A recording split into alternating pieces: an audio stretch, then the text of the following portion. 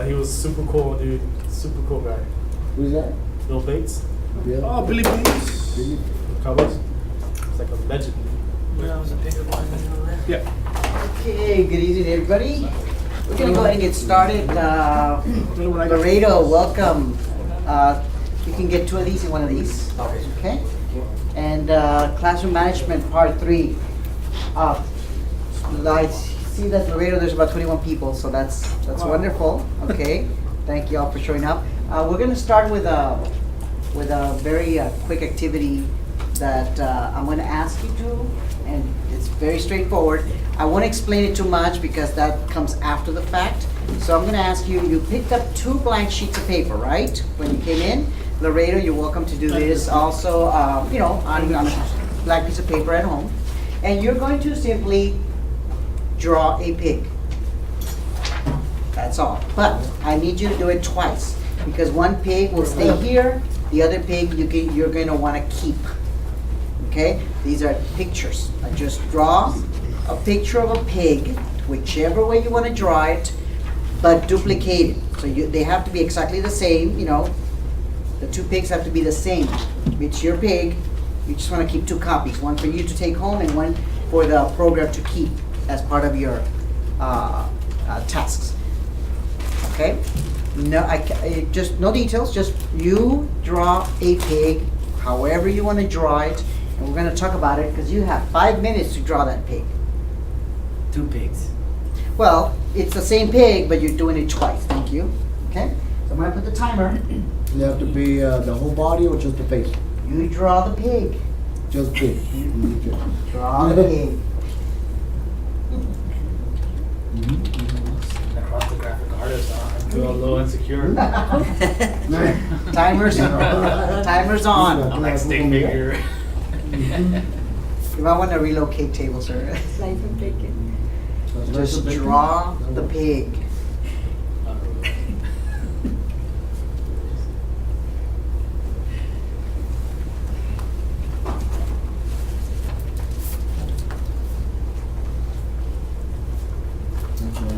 What you doing right now? Here, we've drawn a pig. So what? Draw a pig. It's slowly to draw, and she just do it twice because one is to take home and one's to keep.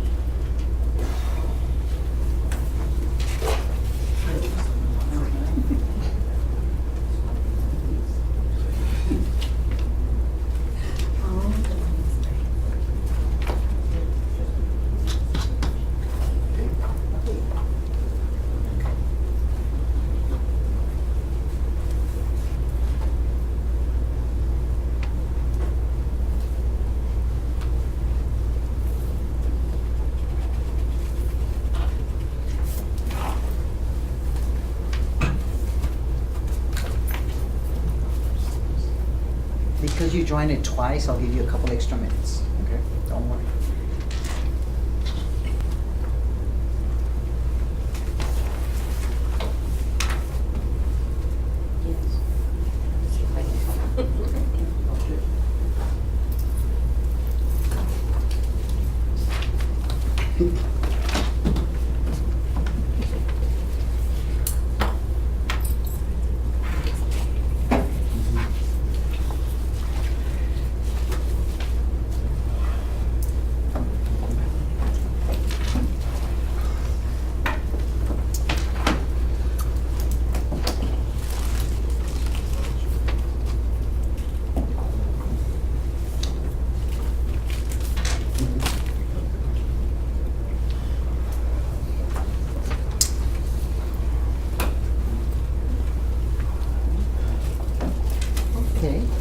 minutes left.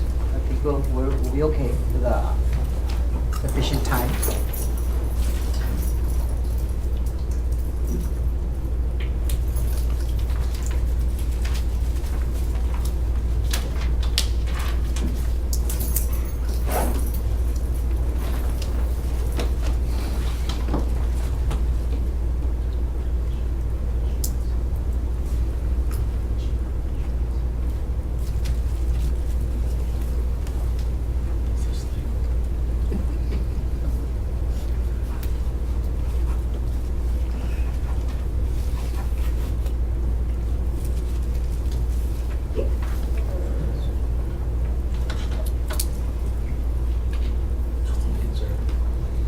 Okay, one more minute.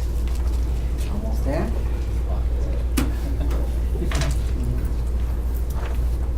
Don't laugh.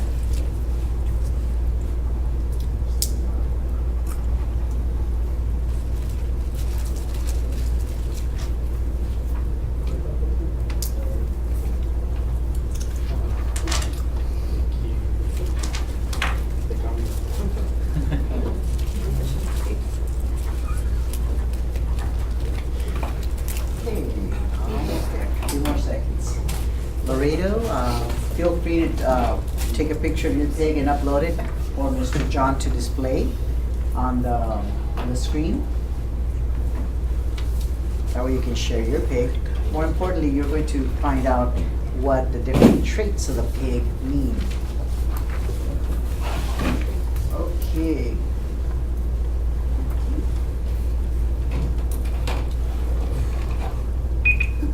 Okay, so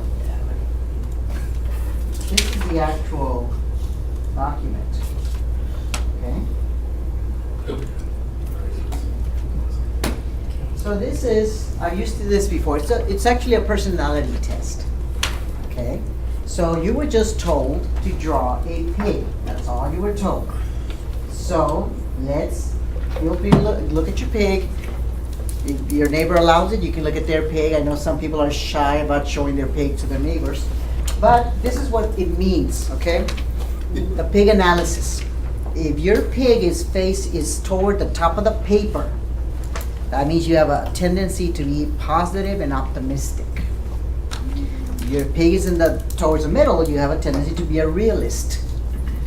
If your pig is at the bottom, you have a tendency to be a pessimistic and may be prone to behaving negatively. Look at the bottom. It's okay, no, you know, everybody has a different pig. That's okay. That's okay. Facing, how's the pig facing? If it's facing to the left, you have a tendency to believe in tradition and be friendly. You are also prone to remember dates well. That's not true. Facing the right, you have a tendency to be innovative and active, but may be prone to forgetting dates easily and may not have a strong sense of family. Facing the front, you have a tendency to be direct and may enjoy playing the role of devil's advocate. You are also prone to neither fearing nor avoiding confrontational discussions. Okay, so just look at your pig. It's okay. No judging going on here. I know. Many details. If you have a pig with a lot of details, you have a tendency to be analytical, but may also be prone to being cautious to the point that you struggle with trust. With a few details, just a plain old stick figure pig, you have a tendency to be emotional and focus on the larger picture rather than focusing on details. You also have a tendency to be a great risk taker and may sometimes be prone to reckless and impulsive decisions. Makes sense. The legs. How many legs are showing? 4 legs. Some of you drew 4 legs. That means it may indicate that you are living through a major period of change. As a result, you may be prone to struggling with insecurities. That's with less than 4 legs. With 4 legs showing, you have a tendency to be secure and stick to your ideals. However, others may describe you as stubborn. Okay. Last component, the ears. Large ears indicates how good a listener you are. The bigger, the better. And with a long tail indicates how intelligent you are. The longer, the better. There's absolutely no research to back this up. But I have found that many times people start catching things and details about their pig, And to this day, in my office, we have our pigs on our board because we drew our pigs, and a lot of them were pretty accurate. Okay. So one pig will stay here because John needs evidence that this happened, for audit team purposes, of course. The other pig you're welcome to take home and think about your pig. Okay. Now, how many of you would say your pig was somewhat accurate? Más o menos. And you didn't have any details because the whole point is just draw a pig. You decide how you want it. This is an activity you can use with your students at the beginning of the year because it does tell them a lot about themselves. But also it'll be a good icebreaker. The reason I do it with my classes, with you all, is because I want you to realize that your personalities vary. Your students' personalities vary. Yet everyone is expected to follow the same rules, and everybody's expected to understand the rules, understand there's consequences, punishments, rewards and things like that. But look at all the different personalities that can be in one room at the same time. I always joke that when I was in a very little school, about 20 years ago, I was in a little school, I was the dean of instruction, and there were 2 teachers per grade level. So my grade level meeting was myself and 2 teachers. So there were about 5 personalities in the room. Some people have different personalities or multiple personalities. It's gonna happen. So how you learn to deal with those personalities makes a big difference. Okay? Anybody want to share a little bit about their pig? Well, mine came out 2 different ways. Oh, okay. Because, so initially did it front. Then when I did this one, the head Yes. tilted a little to the Yes. right, so then it ended up facing. Yeah, you're doing one of these. Yeah. Like, okay, like now the pig is posing. Yeah. I've never seen that one, by the way. I've never seen a pig standing. That's the first time. Usually everybody's either just on 4, or you can see 2, or never seen one posing. So that's another perspective. Watch a lot of Peppa Pig. Yeah. Kids. Yeah, and I'm sure it was a little bit unnerving to have an artist in front of you. Yeah, You know. a little bit. Anybody else catch something about their pig? Yes, sir. Well, I just wanted to Go ahead, add sir. Yeah? how they came up with those correlations. I've been trying to find out. I got this about 6 years ago at a training myself, and we still haven't found the source. That's why I joke that there's no actual research behind it. Yet many times we find it to be somewhat accurate. Okay, but it's a good icebreaker because it gets people thinking, and everybody, you hold on to your pig because you remember the activity. You remember, okay, well, the pig says a lot. Like I said, I'd never seen one standing, so that was something different. What about you? You want to share? I noticed you were covering up the pig when your friend wanted to see it. Yeah, not very confident in my drawing abilities, Ah. but I do feel that my pig represents, kind of what's going on there. Okay, Yeah, I was never a fan of drawing, but I like this one. that's an interesting looking pig. Yes, and that's wow. Got very soulful eyes. That's soulful eyes. Yeah, that's soulful. That's a good word. That's a good word. And everybody's pig is different. Some people have excellent, lines, very neat lines. Some people do shady, just irregular stuff. Anybody's particularly proud about their pig, so they can see Laredo. They can have Laredo see it. Okay. Oh, that's an interesting one. But it's just the face though. Okay. Well, It says a then lot now. this- It has little detail. this is one of our pigs here. No body, no feet, but the ears are big. That's a good sign. Yeah. That It's says facing forward. yeah, facing forward, optimistic. Remember the ears, the eyes, kind of looking down. Wow. Cereal box. Yeah, very, very nice. I mean, like I said, everybody's pig is. So when people ask me, how big, or how, you decide. That's the whole point of the exercise. However you want to draw it, that's your pig. Okay, just make sure one copy ends up with John. And if anybody from Laredo wants to share their pig, just keep in mind this is an icebreaker, but it also gets you thinking about personalities. Because when it comes to discipline and classroom management, you have to keep check on your personality. Some people have a very lively personality, and we all know those characters. There's always, they're just the life of the party. And other people are calmer. They're the quiet type. They're the ones that, are behind the scenes. They don't like a lot of attention. There's people that do not like a lot of attention. But being the teacher, you're going to be in front of the class and you're going to be on the spotlight. So you might as well get comfortable with it. And your personality will come out. Whether you're into sports, whether you're into movies or science fiction, technology, anything that you're into, somehow it'll come out. I have this colleague of mine that she is all about Harry Potter. She teaches English language arts.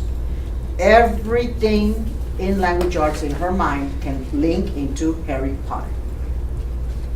So her children, her students, know a lot about Harry Potter because she integrates it into her lessons all the time.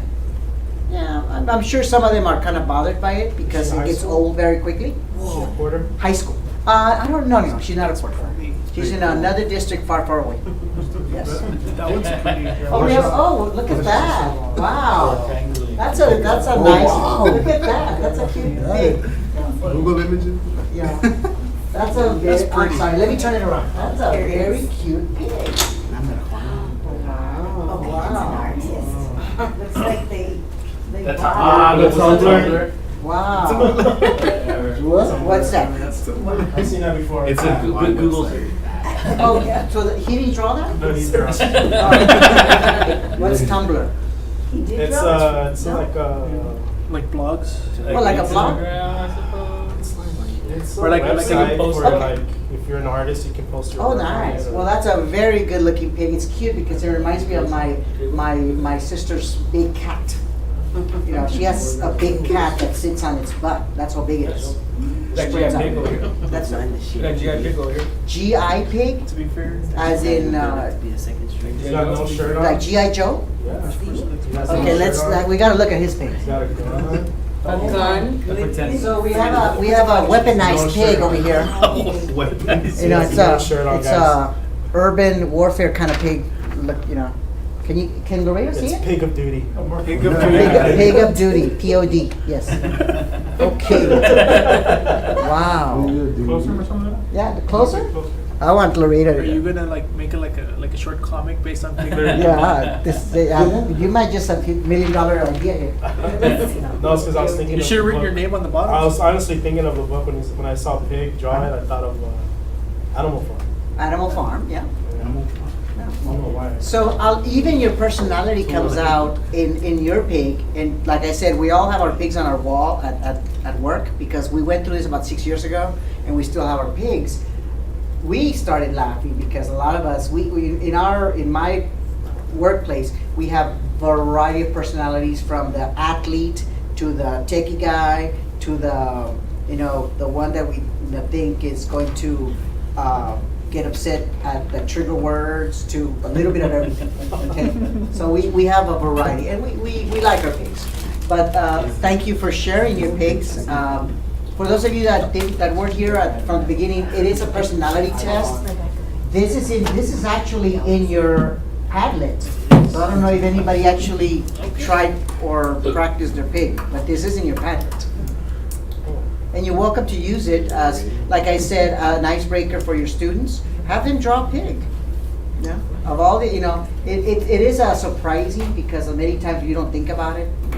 And you'll ask, well, what do you want? You want a farm pig? You want a character from a story or something? No, just draw whatever you want. Okay.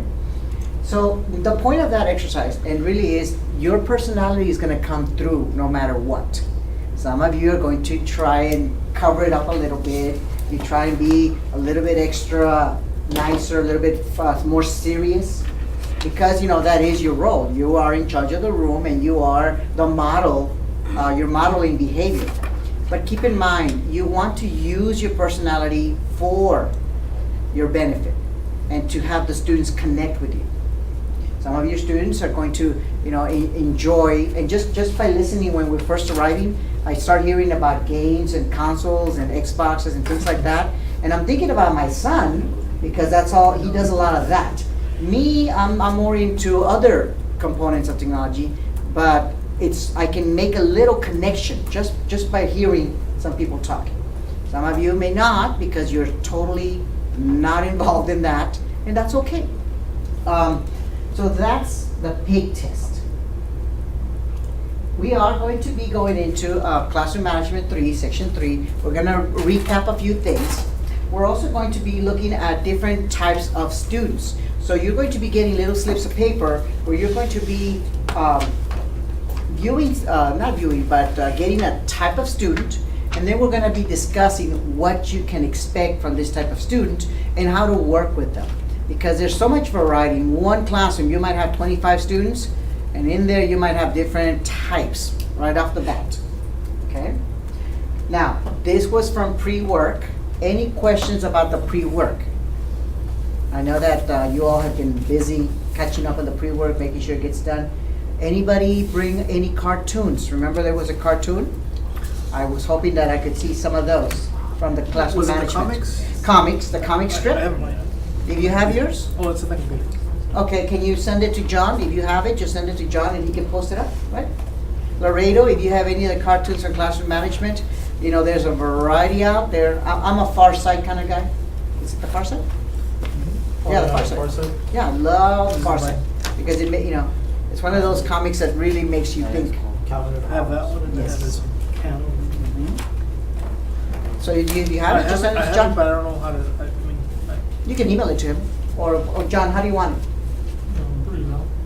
Through your mail. you see if I can send it.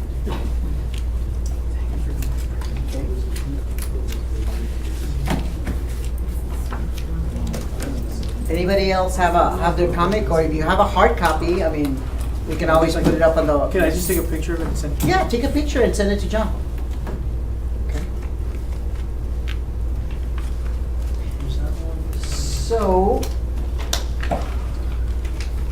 while he does that, I'm going to be passing out the strips of paper that have the different types of students. We're gonna be touching on these. We're gonna be covering the different types. There's 2, 3, 4, 5, 6, 7, 8, 9, 10 people here, and there's a few more in Laredo. This is actually from a document already in your Padlet, the types of students. I only grabbed the top section that describes the student, and we'll be discussing different scenarios. But at least I wanted you to at least have the 22 types. Now, obviously, there's more, but we're not gonna be spending that much time. So each one of you will get 2 of these, okay? So you get to select 2. Whichever ones you want, or go ahead and select 2.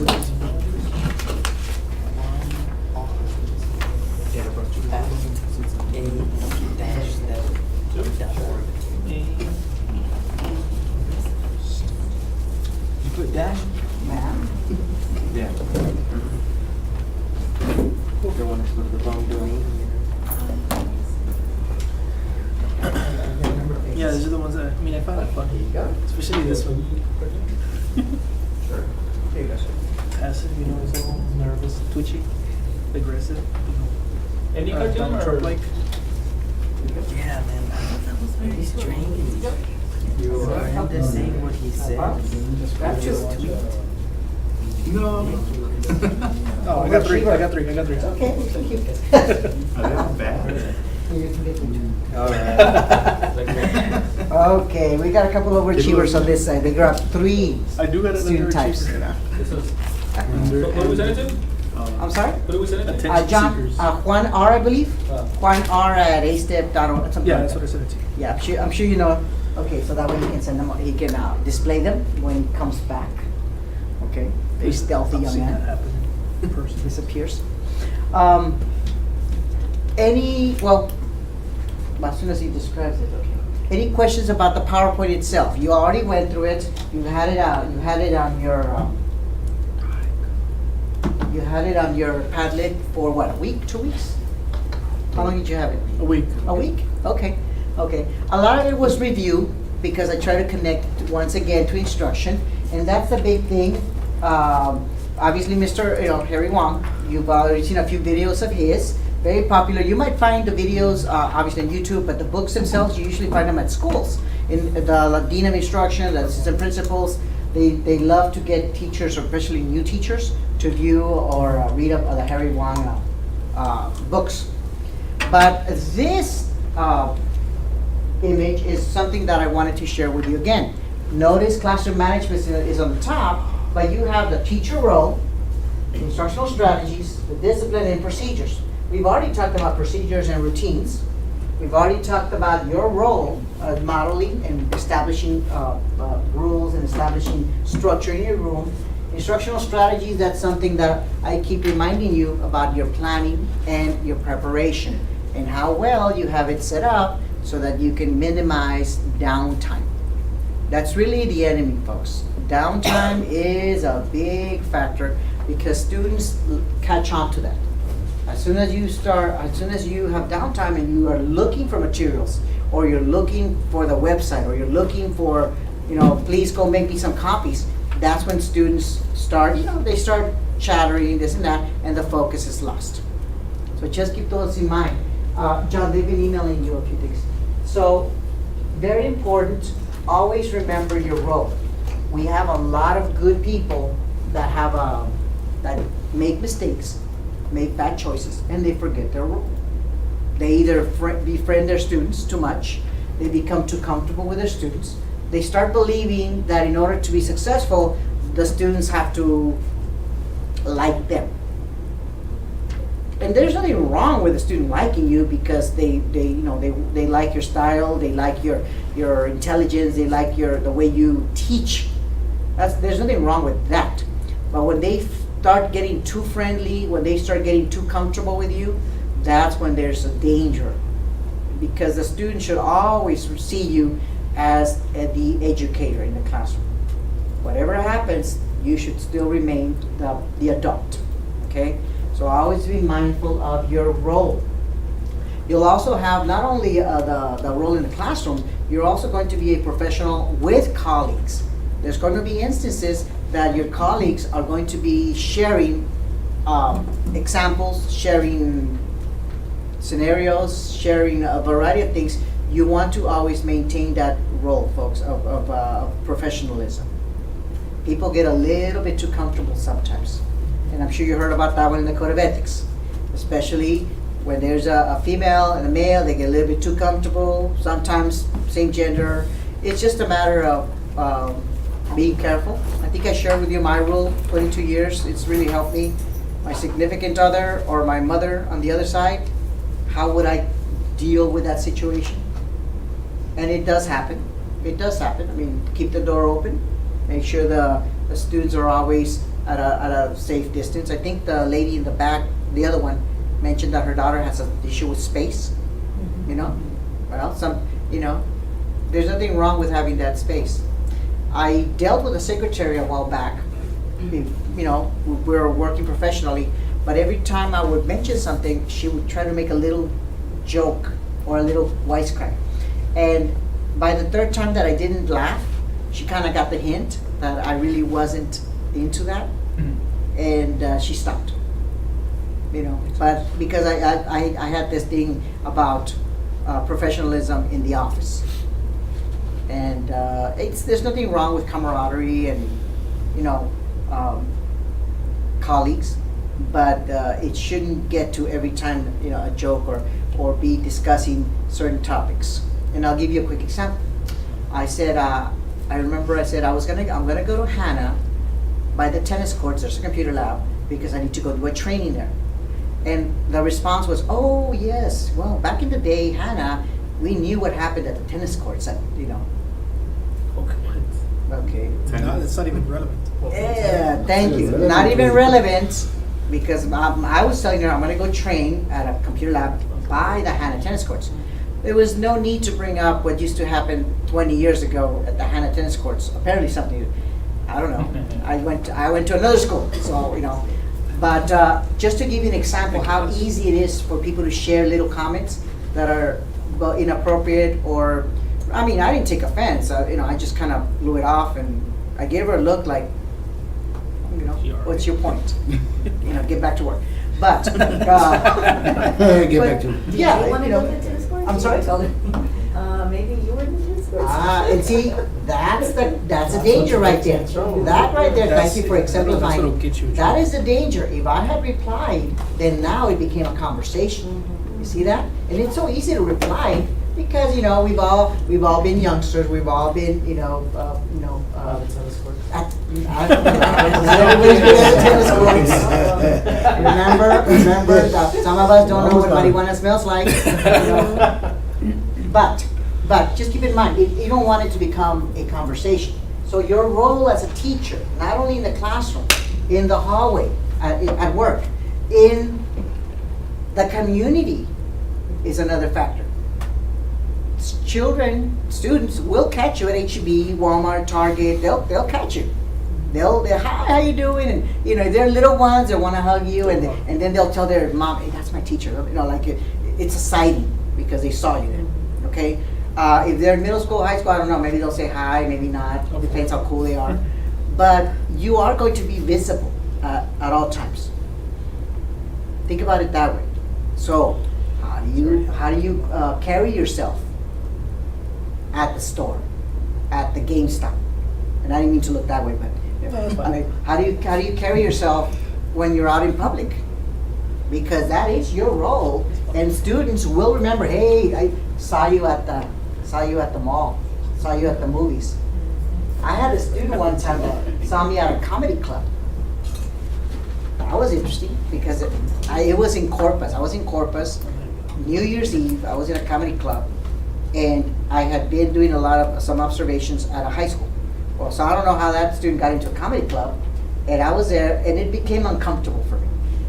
And I was 21. The student was 18. Like, And I when you say carry yourself, do you mean like how you act Yeah. or how you dress? Yes. that could be either way, because how you carry yourself, you're still a role model in the community, folks. I mean, and I'm not saying you have to be dressed up all the time. I'm just saying, you know, personally, I would be careful about being a little bit too dressed down, because you are a role model. They see you. Now, sometimes I know we're relaxed, especially you cut the grass, you have to go to AutoZone and pick up an extra part or pick up some gasoline. You know, I understand that. But you always want to be mindful. People are watching. You will run into people at the store. I've actually run into colleagues that tell me, the one day I don't put on makeup, the ladies are so cute. The one day I don't put on makeup, Ms. Charlotte, I run into you. It's okay. I mean, I'm fine with that, but apparently they were a little bit concerned about that. So you're gonna be visible, and you're gonna be pretty much they're gonna run into you, folks. So just keep in mind, how are you acting? Okay.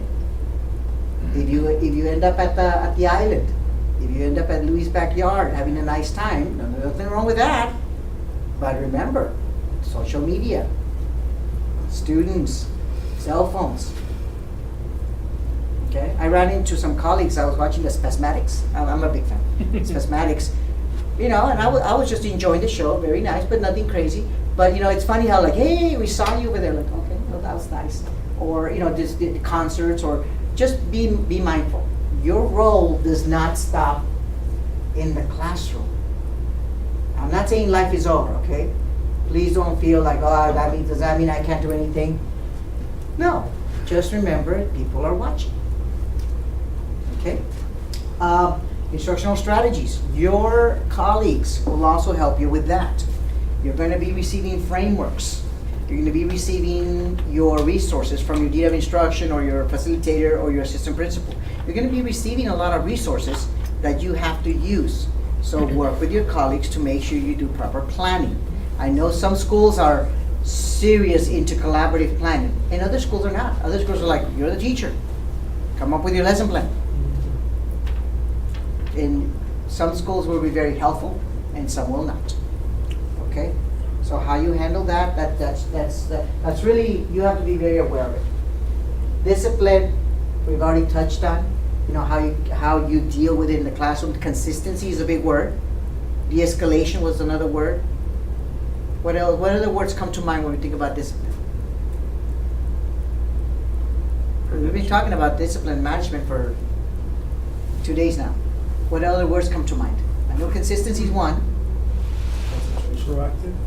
Concentration. Concentration. Yeah. concentration, being proactive, okay? I mean, you can be reactive, but by that time, you know, you're gonna be dealing with something more serious. Being proactive, you plan it ahead. I know that some of you may not be totally aware because you're not in the classroom yet, but just keep in mind, if you're proactive now and you decide what procedures you want to establish, that you're already ahead of the game. There's teachers out there that show up to classrooms and really they think that they're just gonna show up and the kids will magically listen to them. It doesn't really work like that. Children are children, okay? They're not going to, yeah, they'll test you and they'll be serious for a little bit while they get to know you. Once they start seeing weaknesses or inconsistencies, the students will try to press your buttons. They will. But I noticed in elementary, your day's planned out already. In elementary, Because they Yeah. group, they facilitate in a group. Mhm. So they're all on the same page, so they know what they're gonna be doing each and every day. The And teachers. at what, yeah, and at Okay. what time, because they have There that you list go. on the board that has like. and there's schools like that where the teachers, because they plan together, they know exactly, they even share the worksheets, they share the resources, they share the slides, well, the slides or the PowerPoints, they share all that, so they're all on the same page. But then you have schools that, no, you scratch yourself with your own nails. You're on your own. There's schools like that too.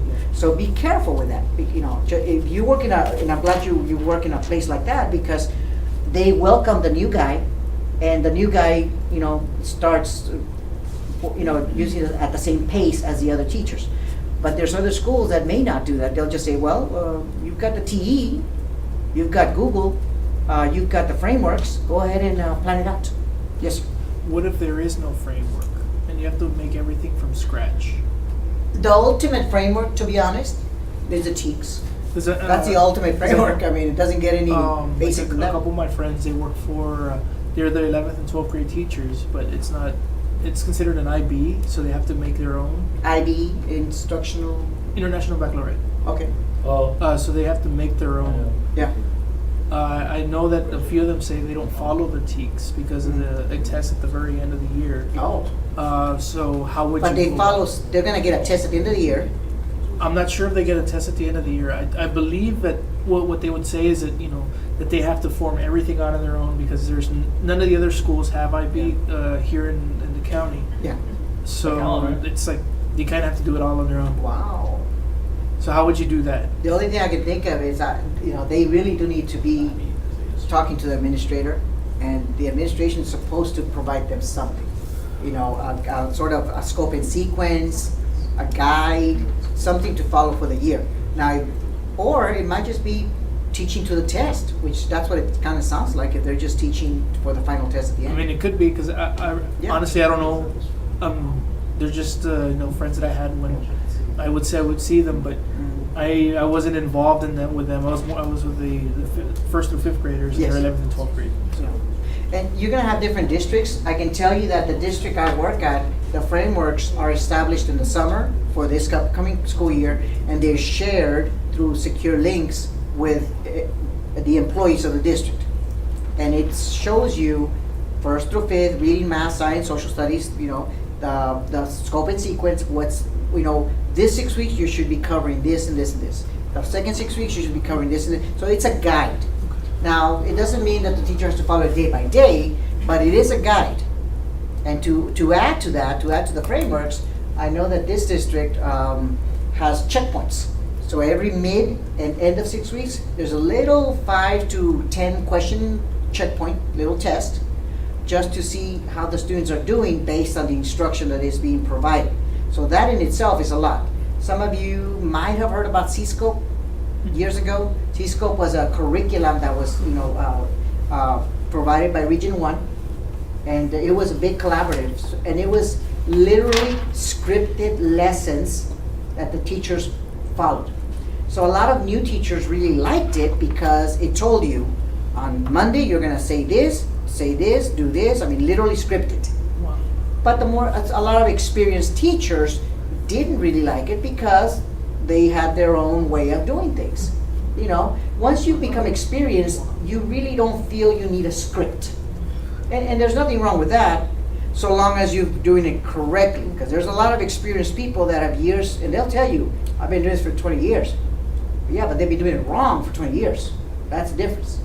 But if you have that master teacher, some of those master teachers didn't really want to follow C-Scope to the letter because they had their own way of doing it, and that their style. That's fine, and they still got the job done. So when C-Scope went away, or it was not renewed, I know a lot of districts created their own frameworks as a guide to tell the teachers, okay, you're a third grade reading teacher, you should be covering these TEKS on the first 6 weeks, these TEKS on the second 6 weeks, and follow your basal or follow novels, whatever the framework reads. Okay? Some high schools do their own. Some high schools, the teacher gets paid, they do their own frameworks, they put it together, they add the resources, and as a group of teachers, they come up with their own lesson plans. I don't know about you, but when it comes to that type of situation, I'd rather have 4 or 5 heads thinking about the lesson plans than just mine. I mean, I have a lot of great ideas, but I enjoy getting different perspectives. Okay? You should, very rarely do I see teachers planning on their own because they want to get ideas. As teachers, we always keep on learning. You're never going to stop learning as a teacher. If you ever hear a teacher say, no, I don't want to go to that training because that's not good news, guys. Because as teachers, you're going to be training. The first year you go into the classroom, you're going to get a lot of trainings. GT trainings, bilingual trainings. You're going to have to learn about special ed, dyslexia, 504s, RTIs. You're going to have to learn about a lot of topics that first year. Okay? Once that is over, then you're going to have to maintain that knowledge, but learn new strategies, a lot of new strategies. And I don't know if you've seen them even from other presenters. They use different strategies. They use the index cards. They use, some people use more manipulatives. Some people use more technology. I think on Wednesday you're going to get the technology resources. Yeah. Okay, Mr. Granado. He's got a master's in educational technology. So he uses it for everything. He's the guy I go to when I have questions about technology. Procedures and routines. Okay, we talked about those. You saw visuals. You saw videos about procedures. You also got ideas as to how you're going to run your classroom. I'm sure by now you're thinking, well, this is the way I want my classroom to run. You're thinking about it. See, that actually you have an advantage over traditional people. Traditional people like me, we were told all theory for 4 years. We got theory about education, the books and all that. But we never really saw it or heard about it in a more realistic manner.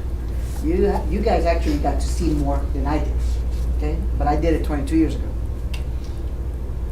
So one of on the ideal videos, did you all see the videos about how students describe great teachers? Okay? The reason I shared those with you is because many times the perspective of the students is interesting. You would think that they would say, well, we just want the easy teachers, we just want somebody that's going to let us do whatever we want. And really a lot of students don't care for that. They actually want somebody that is consistent, somebody that is fair, that's a big word. Somebody that can also be not entertaining, but has a personality, or at least a pleasant personality.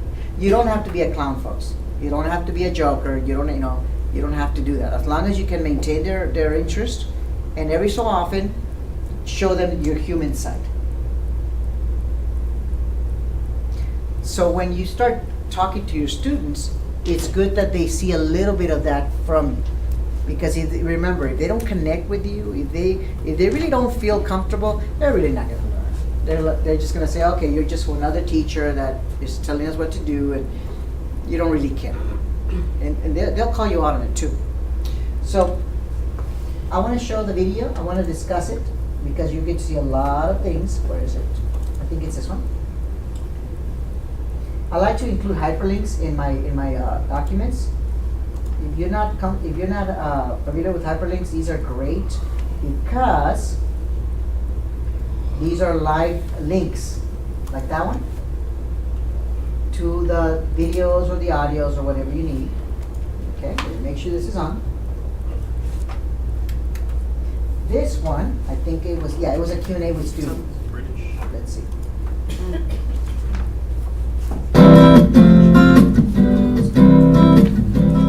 What do you And I didn't mind that it was not an American video, because to me, education's education. And I've known educators from Mexico, from Canada.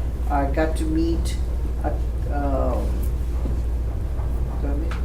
think I got to meet one from Europe, and it was interesting because you start comparing notes right away. Well, how are your kids? Well, and you know what? Kids are kids everywhere. They just need to be taught, and they need to be made successful. So I found it very interesting just to discuss a variety of topics with them. So the whole point is, think makes a good teacher? I think someone who's firm but fair, and like someone who's got a sense of humour as well, because if you're willing to have a laugh with your students, then like you're going to earn their respect, so they're more likely to listen to what you say. There has to be kind of like getting you involved in the subject, because if it's just like do this, do that, and they don't like talk to you as like either an individual or like on a personal basis, it's kind of just like they're talking to you, not with you, and they have to get you involved in the subject for you to actually understand it and help you understand it. So if they're more like kind of like over the top or like a bit enthusiastic about their subject, it kind of makes you think, oh, they do it, so I'm going to do it as well, so it kind of makes you more happy to do it. They need to be not too strict, they still need to be friendly, but they need to be able to control the class. And see when like an individual is talking, they need to deal with individuals rather than the whole class. I think like someone who like helps you be involved in lessons and does like really active things, so it helps you remember it. I'd say definitely the ability to inspire children and teenagers and everything. Like if they're really passionate about the subject, then that's important. But also knowing how to relate it to the context of their pupils' lives. That's very important, because if it's not in the right context, then you really don't know how it relates to your life, and it makes it seem a bit pointless learning it. First thing that comes to my head, I'd say, is the ability to communicate with the class, because I find my favourite teachers are ones who can teach well, but the ones who are able to communicate it to the class. And it's not just being serious all the time, you can have a bit of fun, but the main thing is what they've got for the lesson planned, they get across to you, you remember it, and that's fine. Because I have some teachers who really know their stuff, but they're not able to sort of teach it to the children as well, because it doesn't sink in. So I think that the best thing for a teacher to do is to be able to communicate with the students. I think consistency, because it's like even if you are strict, then it's like if the students or whatever, if they know where they stand, then they're more likely to do what you want. I think you've got to be like approachable. Like if you have a problem, then you can easily like go to them, like they can help you sort it out. And they've got to be firm, but then they've basically got to be like a big kid, but they've got to be like firm. If you can't talk to them and have a bit of a laugh with them as well as learning, then it kind of takes the fun out of it. And you need to have the balance right between being able to relate to the students and talk to them about everyday things, but also having their respect as well, kind of knowing where to draw the line. A good teacher is someone who listens a lot to you and responds to what you say. They don't just ignore you, and they like take you in completely, and they're like there for you all the time. It's a hard job, isn't it? Yeah. Okay.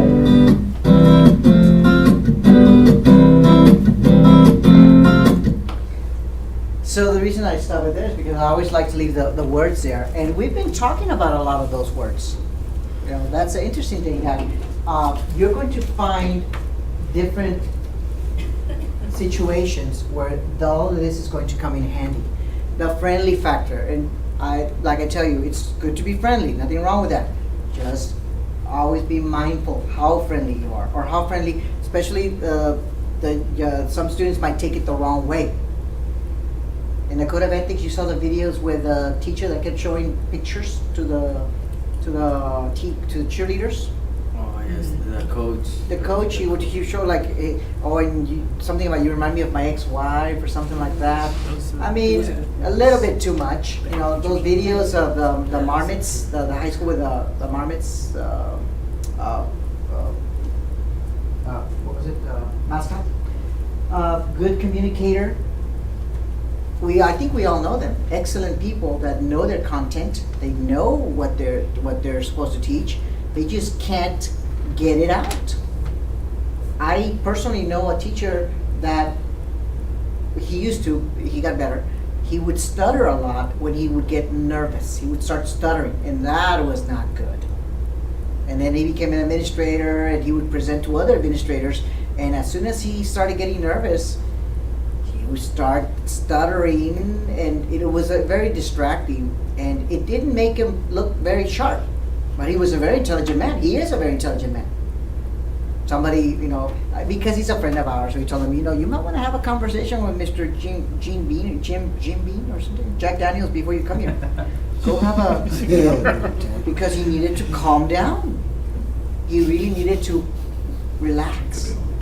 Okay, so and I'll be honest with you, my perspective on that is I slow down and I start talking slower when I am a little bit either shy or whether I'm a little bit worried or just nervous. I just start slowing down, and I do it on purpose. That's a way of control, especially when I'm speaking Spanish.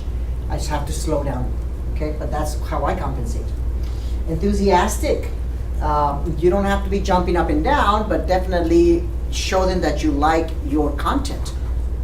Some people like their math content. Some people like their science content. And you can tell you like it because you come up with activities and the way you talk about it. You're excited.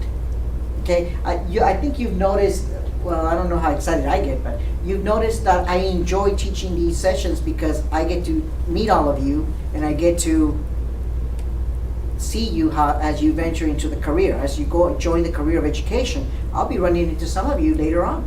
I ran into one of them at a high school. It was exciting. I enjoyed it. Firm but fair, we've talked about that. Especially when you're consistent about that. If you're gonna get after someone that is causing trouble, make sure you get after the same person or the other person that the good kid that made a mistake for the same action. You have to follow the same procedure. You can't have a bias with a good student just because they're good. They did something that was inappropriate. Okay? Always focus on that. Sense of humor. Some of you, I'm sure everybody does have their own sense of humor. Okay? Sometimes it comes out, sometimes it doesn't. Respectful, we talked about that. Consistency, inspirational. Some people have a natural way of being inspirational. I've had several bosses, and I can tell you that out of 6 bosses I've had, 2 of them I would say are inspirational. The other 4, they tried, and they student success. I remember one of them had a quote like, "Okay, we need to lock arms." And after he said it for the 50th time, I was like, it loses its value. We need to lock arms and no, yeah, that's old. It's like when somebody uses the word phenomenal too much with me, it turns me off. Awesome. Using it too much, it's not inspirational anymore. Now it's just a word you're using to throw it out there. Okay. Personal involvements. Some of you will be getting to know your students, and you might actually. I know I have some teachers that would go and see their students at a volleyball game, because students would say, "Hey, can you go watch our team at the volleyball game?" Okay, so the teachers show up. Teachers show up because they want to see their team. They want to see their school represented, but they're not showing up for a specific student. They're showing up for the team. So it's good to be involved. It's good to have personal involvement and have the students know that you were there, supporting the team. You want to be careful about having a student think you went to see them only. It has happened. That's why I'm bringing that up to you. Middle school, high school. In elementary, there's not a lot of that.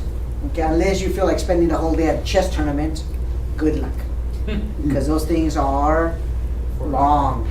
They're very long, and they, they're not the most action-packed. Okay, approachable. Some people are approachable. Some people look approachable. Some people do not look approachable.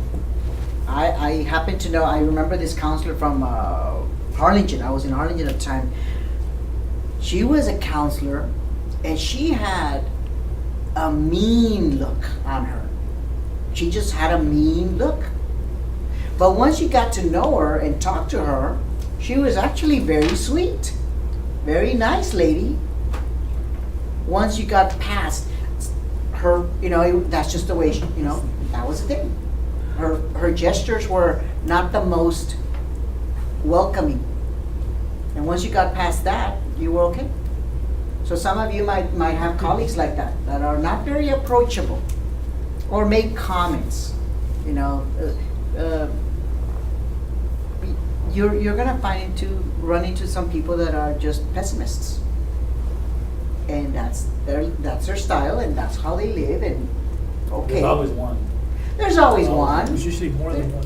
Well, at least one. and you identify them. I actually stopped having lunch. I was in a fifth grade. I was a fifth grade teacher, and a colleague and I would have lunch with this third person, and because we were three of us collaborating. But she was so negative all the time that we kind of stopped having lunch with her, and she noticed it. Like, oh, I'm busy today. I'm gonna be in my room. Well, before she kind of noticed that we were avoiding her, and she came around, because after a while, that negativity, it gets, in my personal perspective, it gets annoying. But you guys are what she needed. So you guys are what she needed to get out of her. Yeah, To get she out of got that- the hint. Out of that. She got the hint that, okay, they don't want to have lunch with me. Like, yeah, okay, it happens, folks. Now, there are people that cluster up, and the negativity thrives. They feed off of each other. That also happens. So, as a new teacher, you have to be careful with that. I haven't set foot in a teacher's lounge in about 15 years. Because the joke is administration does not want to go into a teacher's lounge, because that's where all the talking is happening. About the administration or? About everything. I joke about it, but there is some truth to that. Yeah. Because if you go in there as an administrator, they're gonna start asking questions. And why don't we do this? And what about this? And what about that? It becomes work. And we're like, enjoy your lunch. Don't worry about it. Enjoy your lunch. My comment when I first became an administrator about 17 years ago, a dear friend of mine told me, oh, so you went to the dark side. That, instead of congratulations, instead of, hey, good job, oh, you went to the dark side? That was a comment. And then she joined me in the dark side later on. So that's what happens. Cops, police officers, we don't want to say cops. Police officers, I'm sure you have, you all have friends, and sometimes there's different points of opinion because of the law and this and that, but you have to be careful also. You can't be, I don't know, so you have any thug friends? Not really. Not really. You hang around with law-abiding people. Yeah. Okay. Think about it. Yeah. I mean, look at your circles. Look at your circles. Your circles are, I'm sure, other police officers. That's one of your circles. Now it's going to be teachers. My circles are teachers, administrators, technology people. I have different circles. So I got a couple of friends that I grew up with. Yes. Chose our own different paths, but they're always gonna be my friends. Yeah. I don't hang You around. just don't. Yeah. You're careful about your dealings with them. Yeah. They still act like they're in high school. Yeah, it happens. So your circle of friends, think about your circle of friends, folks. Think of, how approachable you are, and think about who's hanging around you. You've heard before, tell me who you're hanging around with and I'll tell you who you are. Well, that happens a lot. So how approachable are you? Now think about the children. How approachable are you to the children? My own children told me, you're very serious. And I go, yeah, that's just my personality. My 8-year-old told me, you're even more serious with a beard. And this is an 8-year-old telling me this. So imagine how an 8-year-old feels about the teacher. Big teacher, tall person, and little 8-year-old or little kindergartner.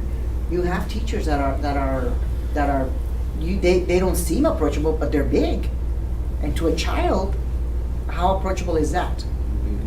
So, With their negative connotation. well, the I actually negativity, have the negativity is, observed- yeah. I've been in recent observation from Uh-huh. a teacher that. The it's tone? just The tone, the look, the way she talks to the children is always not praise, it's always like in a negative tone, and I'm like, I don't wanna go to that class. It's a turnoff, isn't it? It's a turnoff. It is. And I'm not saying be perky all the time. No, I don't think anybody's perky all the time, guys. But colleagues can tell, children can tell, they can tell when something's wrong. They can tell right away. To top it off, after, I'm having her sign and leaving the classroom, she starts talking to me about a particular Oh, no. disability or Mm. certain two children, and I'm like, and then she goes farther to say, it's just that it's so much that the previous teacher last year did not teach these children how to read well, and they should be reading by now, so now we have to reteach stuff from last year into this year. Thank you for signing, bye. Yeah, yeah. Okay, thanks, bye. But Did you finish Fade signing? I away. gotta go. I mean, that's a breach of confidentiality. Yeah. For her to be telling me that child has this and that child has And that. she's very fortunate that you didn't say anything, because you could have. You could have brought it up and say, you know what, that's a confidential issue. Major. And that's why we don't walk into teachers' lounges a lot of time, because they may be talking about confidential stuff. So you always want to be mindful of situations like that. People will, if they feel comfortable with you, they might start sharing a little bit too much about a student, about a parent. I was only there 4 hours. Stranger. And you hadn't known her forever. You were there 4 hours, and she was comfortable enough to confide in you about information that really was not public. It's not. Yeah. She shouldn't have told me any of that. It's not. And then you're gonna find individuals that are frustrated, folks. They're frustrated. They've been doing this for years, or maybe not even years, maybe for a few months. But they're handling it in a negative manner. There is going to be some hard times. There's going to be individuals, students that you struggle with. There's going to be administrators that you might struggle with. But really, you have to be careful about the way you handle it. The teacher, you have every right to ask for help. And I'm going to tell you why. The administrator, when they find out that you are deficient in an area, whether it's classroom management, the instruction, or technology, or special ed information, whatever you're deficient in, the administrator is supposed to facilitate that for you, or find you the right training. They're supposed to. It's called a growth plan. But many teachers, especially new ones, are afraid to ask, because the first thing that comes to mind is they're gonna think that I don't know. And my response to that is, well, I know you don't know, because I've been there. I was there. I didn't come out of college 4 years and then know everything. It took me 22 years. And I'm still learning, folks. I'm still learning. I know principals that are still learning. A couple of them should go back to AP, but that's a personal opinion of mine. But I teach teachers on how to work with different softwares and different data, and I teach principals how to deal with it too. And I can tell you that everyone is learning, everyone. So being a new teacher, you have to ask. Ask your mentor, ask your colleague, ask your neighbor, ask your dean of instruction. Just ask. Or if or if nothing else, worst case scenario, Google it. Find out, because the excuse, well, I'm new and you're still a professional, you're still getting paid. The first 2-3 years, folks, you have to learn a lot of things very quickly. Okay? So the best thing you can do is know your content, at least you got that covered, and then you develop your style. How did you feel about responsive? When you heard responsive, what did you think about? When a teacher's responsive, what does that tell you?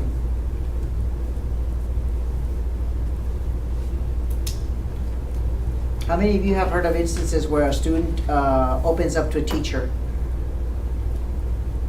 with a personal problem, which, you know, happens?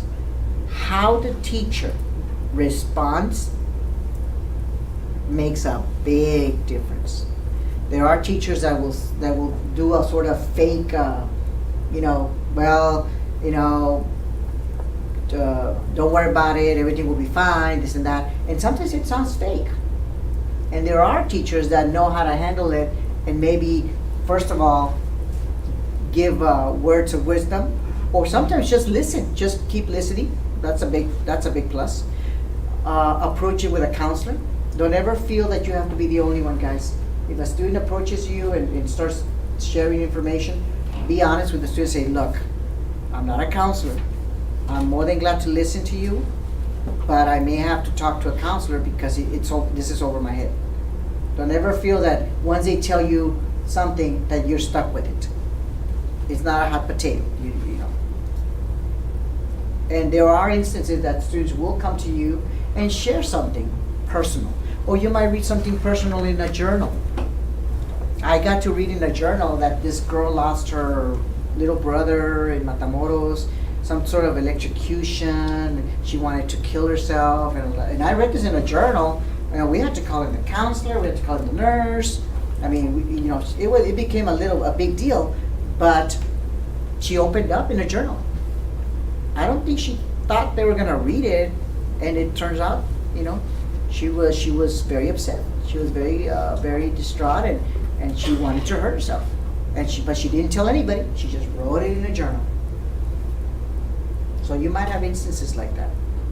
One of my students ran to me the other day in a fire drill. Yeah. Because that scares him. So he must have experienced something. Yeah, or something. Because today too, he came my way in the classroom because I just happened to have that classroom that day, and he was like, no, I don't want. I want to go home. Little guy? He's a third grader. Third grade? He's like, I want to go home, and we're like, oh man. Yeah. So we try to calm him down. We're not gonna have a fire drill. It's a tornado drill. Okay. But he's still the noise, right? Because that's what he's like. It triggered something. Yeah. So I had to take him to the principal, and she had a really good response to him. Yeah. How did she respond? She kind of explained to him the realistic reason why we have the fire drill, And I guess because I was more focused on trying to calm him down, and I didn't really think about actually letting him know why we have the drill. You know what I mean? Because you're so concentrated on trying to make him feel better. But she just kind of went real on him, and then she gave him this. It's like a little balloon with a little happy face and hair. He's like, well, you take him and you got to bring him back during the drill. So that worked. Wow. And she responded in that manner, made him feel safe. Yeah. And sometimes you have to do that. They might catch you off guard. I mean, a student responding like that, usually they're excited. They're gonna go out, they're gonna walk out. But I can see some children that would be triggered by something like that because they might have experienced something in their personal life.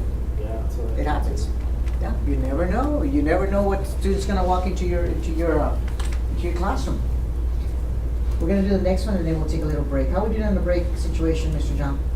Yes, we have been at around 5 minutes till break. Okay, that'll be perfect. I like this one a lot, and the reason I share this one with you is because I've had teachers like this, and it's amazing when you start watching teachers like this, and they're not super experienced, but their energy level is there, their style, and they're not afraid to do stuff. I've run into teachers like, can I do this? Can I do that? And for everything, it's can I? As long as you don't hurt the child and they're learning, most likely you're okay, guys. And I'll tell you right now, the administrators, many administrators, so long as the children are safe and they're learning, they'll be okay with you. Once the learning stops, or once the children get hurt or something like that and things get crazy, that's when the administration is going to come down on you. Other than that, be as creative as you want. Be as energetic. Just remember, keep them engaged, keep them learning. I like this one a lot. Finally tonight, our persons of the week. What is more important than exciting young minds? Making kids want to be smarter. Deborah Roberts tells us about an expert who thinks he cracked the code of what makes a great teacher. And tonight, some of those teachers show us what a day with them can be. Boys and girls, the secret is that this is not an ordinary classroom. If this seems more secret clubhouse than third grade reading class, you just made teacher Justin Melly's day. What's the smart student attitude? Excitement's part of the lesson in his Houston classroom. Legendary. Legendary. The same is true in Mariel Elguero's fifth grade class in Newark, New Jersey. Sometimes my little sister likes to imitate me. Today, the kids are grasping the word imitate. With their creative teaching styles, both Elguero and Melly have seen their students leap 2, even 3 grade levels in a single year.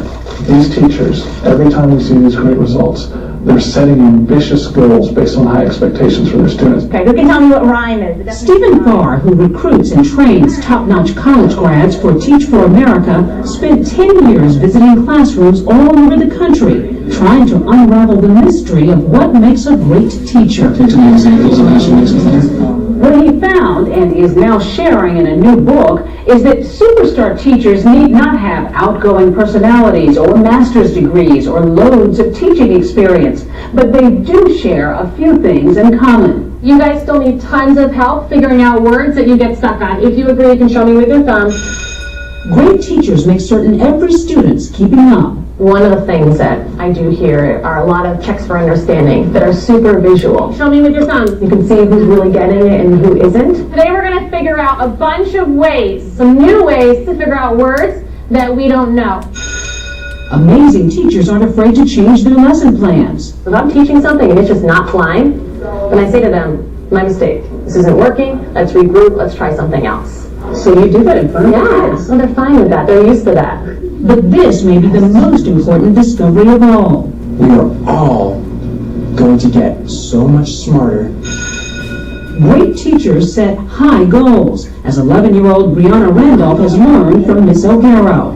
Brianna, what was your reading level when you got here? It was hard for me to read because I didn't understand the chapter books. Her mom, Denise, is now amazed at the difference. When she got here, we learned that Brianna was 2 levels behind. And today, Brianna is actually almost 2.5 levels above what she was when she came in. And it's only February.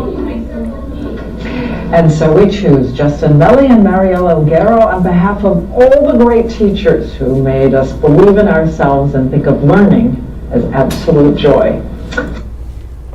Now, I've met some of those teachers that have worked for that organization, and we're not talking about traditional four-year teachers. And and those they're great teachers too. I mean, I know a lot of the teachers I know are traditional, and a lot of them are alternative. And I have found that there's a little bit of everything. There's you don't have to be traditional to be wonderful. And alternative people tend to bring a lot of experience with them. So we had a couple of Teach for America teachers, and they weren't traditional teachers, but they brought a lot of energy with them. They brought a new perspective. So the reason I share that with you is because some of you have different backgrounds. So what you bring into the classroom does make a big difference. Did you notice that they talked about lesson plans? What did they say about the lesson plans? That if it's not working, don't be afraid to change it up. Don't be afraid to change it up. It's your lesson plan. I always had a disclaimer in my lesson plans. Might change depending on student need. If it's not working, see, lesson plans are wonderful and they're so neat, and you turn them into the administration 2 weeks before, and then they read them, and they check them and put a little check or something. But the day of, things happen, and it might not be working. You have to change it up. It's your classroom. It's your lesson. Okay? I've actually seen teachers that were sticking to their lesson because it wasn't the lesson plan, and they were afraid to change it because they thought they were going to get in trouble. And I told them, I'd rather have you change it and get to the kids and have them learn something than to keep on doing it wrong or keep on doing something that the kids are not enjoying, they're not with it, You're losing the kids. That's even worse. But they were afraid to change it because they had already turned them into the administration. I'm not saying just turn in whatever, but turn in some valuable lesson plans, some genuine lesson plans, but don't be afraid to change them up. Did you notice also a lot of hand signals? Did you notice that? Many times students, they're just watching you. So little hand signals, but I like the one that she would redirect it, go like this a lot. I think that was from the classroom management 2, a lot of hand signals. Just to get them, and it was a big group, so she had to maintain their engagement and keep them focused with hand signals, moving around. Okay, the technology they were using. They were talking about students that were 2 grade levels below, guys. So you have a 5th grader reading at a 3rd grade level. That happens. You have 7th graders reading at the 4th grade level. They can read, but they're not reading at a 7th grade level. That's scary. There's a lot of kids like that, guys. And the sad part is they're passing the state assessments. They actually can pass them because the state assessments are not at a 70%, remember? Some of them are in the 50s. That's why they're passing them. And just because you get a 5th grade reading star doesn't mean that it's all at the 5th grade reading level. Some of those passages are at the 4th grade or even 3rd grade reading level. So there's a lot of that going on. So I wanted you to see these so you can start seeing the variety, the enthusiasm. Now I know they said masters and all that. It doesn't guarantee anything. Having a master's does not guarantee anything. Having a doctorate does not guarantee anything, guys. I know some educational doctors that are excellent data people, but they never really taught. But they know their data, they know how to run reports, they know how to run programs, but they were not really the teacher type. It happens. We're going to continue with the different types of students after the little break. I think we have 10 minutes. Yes. Okay, Laredo, I haven't heard from you all for this session, so I'm hoping to hear from you all or share some comments. Okay, 10 minutes, guys.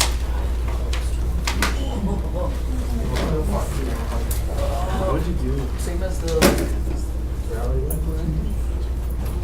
Yeah.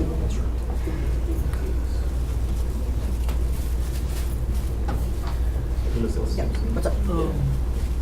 My principal put me on a growth plan, but she really didn't count for any help. So what she did instead was she said, I'm going to put you on a growth plan. I want you to work on this, and if you don't do it, I'm going to fire you. That's not a way to go. So, I mean... Because the growth plan is supposed to be 2 people. 2 people, not administrator and a teacher. Okay, you're missing this, you're deficient here. Okay, I want to learn.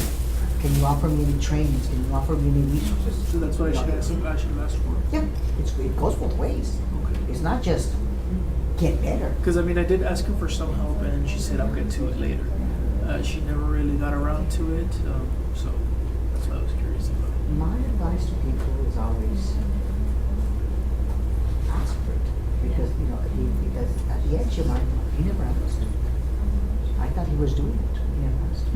And ideally, to be honest, you can ask for it in writing, because the growth plan was in writing, right? Yeah, she Did you sign it? I signed it, my API signed it, and she signed it. So then, the growth plan has to have what you're trying to improve and how you're going to improve it. I didn't say how I was going to improve. It just said what. So how are you going to improve? How are you going to grow professionally? You don't know what they're asking. They're telling you the problem, but they're not helping you fix the problem. So that's where you can say, I understand this is my deficiency. I would like to, is there a way I could get certain resources? Can I observe another teacher, a master teacher with that specific skill? And that's one of the things specifically that I asked for. She gave me that around October last year. I didn't get to go observe until about February. So that's an issue. I would definitely keep the money around. Okay. It may come. Like make a, I mean, would it be safe to just like take a picture of it or make a photostatic copy of it? So that You way, get a copy of it. she didn't give me a copy of Oh, it. you need a copy of it? What it was is there was only one copy. She kept it and then she sent it to her boss. Because it involves you know, it's like a contract. It's a contract. So I'm gonna do this. I'm telling you that your degree is this is how a growth plan is supposed to be two, the administrator and the teacher, to help the teacher. It doesn't help just telling the teacher, get better. You have the right to ask, obviously, get a copy and ask for. Interesting. Be careful with that. Well, no, I mean, see, that's kind of why I'm straying away from my dean, because of the same reason. I know that's why a lot of people tend to leave that particular district. Yeah, but think of it this way. So long as you're allowed to do things like that, they will do things. One of the things that me and a bunch of my colleagues we would talk about was specific how we noticed that the turnover rate was really high, and I noticed that I wasn't the only one that she would put specific growth plans. And you know, I spoke with some of my colleagues, and they said the exact same thing I said. They wouldn't get copies of it, just like you mentioned. I mean, but you signed it, right? Yeah, I signed it. I signed it in October. I signed it in November. And I mean, to be fair, I never really specific from her. I never got any feedback, like legitimate data or anything like that. I can see an issue with that because the whole point of a growth plan is to help you. Yeah, and that's, I mean, specific. It's specific to this, the classroom management, because that's specific. Did you receive any books about classroom management? Or did you get to observe a teacher that had excellent classroom management? Those are just 3 ideas. Like I said, I got to observe, but Dad came in February. Because the only reason I remember is because it was super cold. But for starters, I will get a copy of that course. I've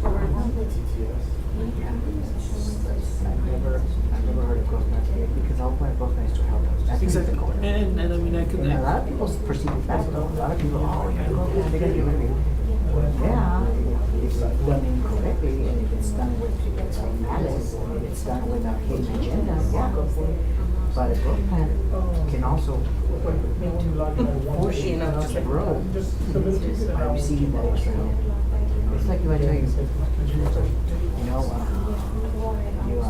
you need to learn, you need to use different strategies. The kids are all day bored and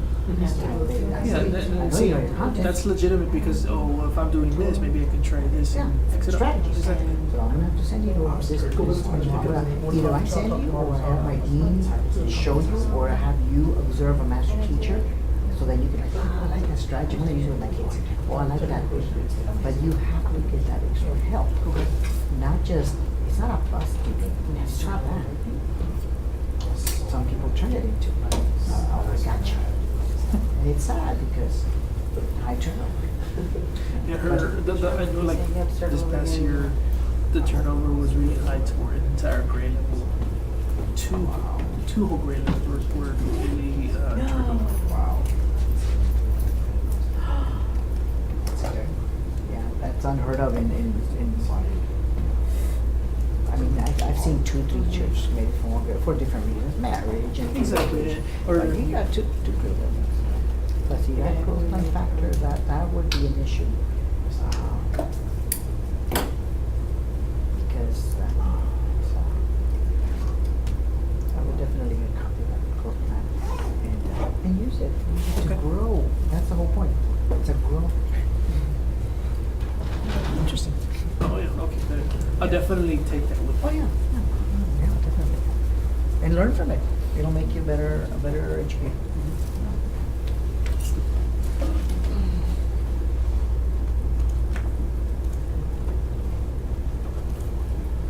Now I get to talk to my buddies about that.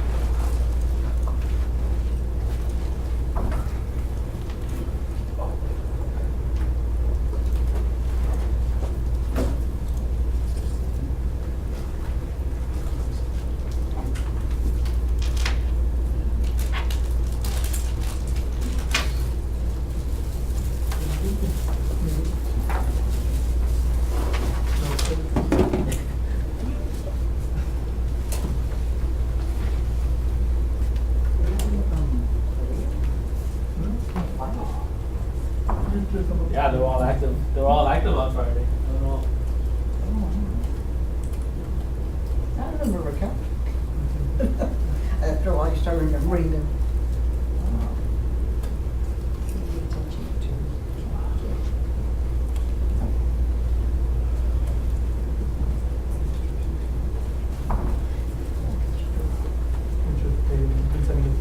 Oh, yeah, really? Can you show me? I really do want that.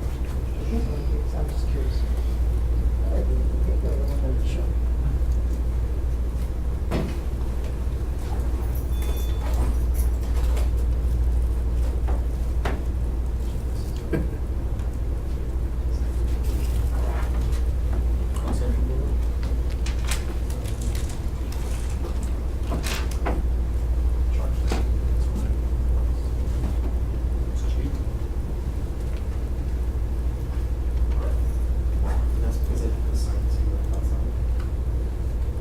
That too? That's really cheap.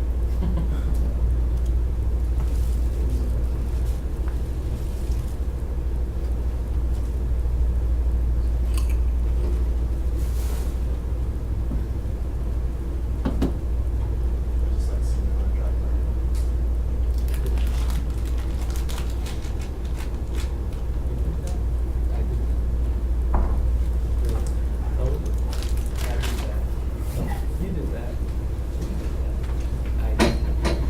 See that,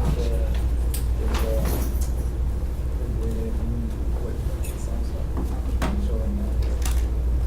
I did. No, you did that. I did that.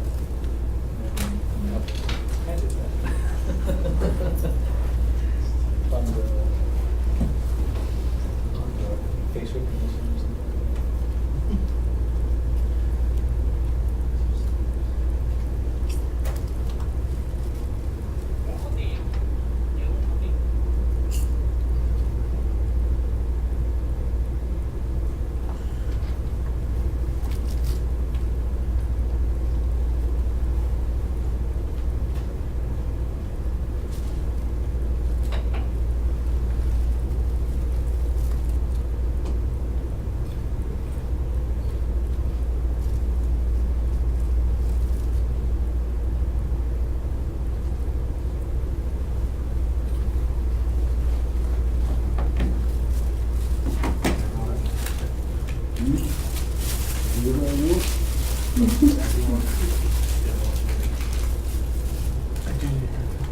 How much?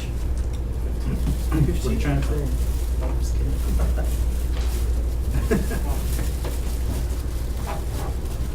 It's because of our friends. My friends all this. I did hear. You did a nice card. Yeah, I did that. I was right there.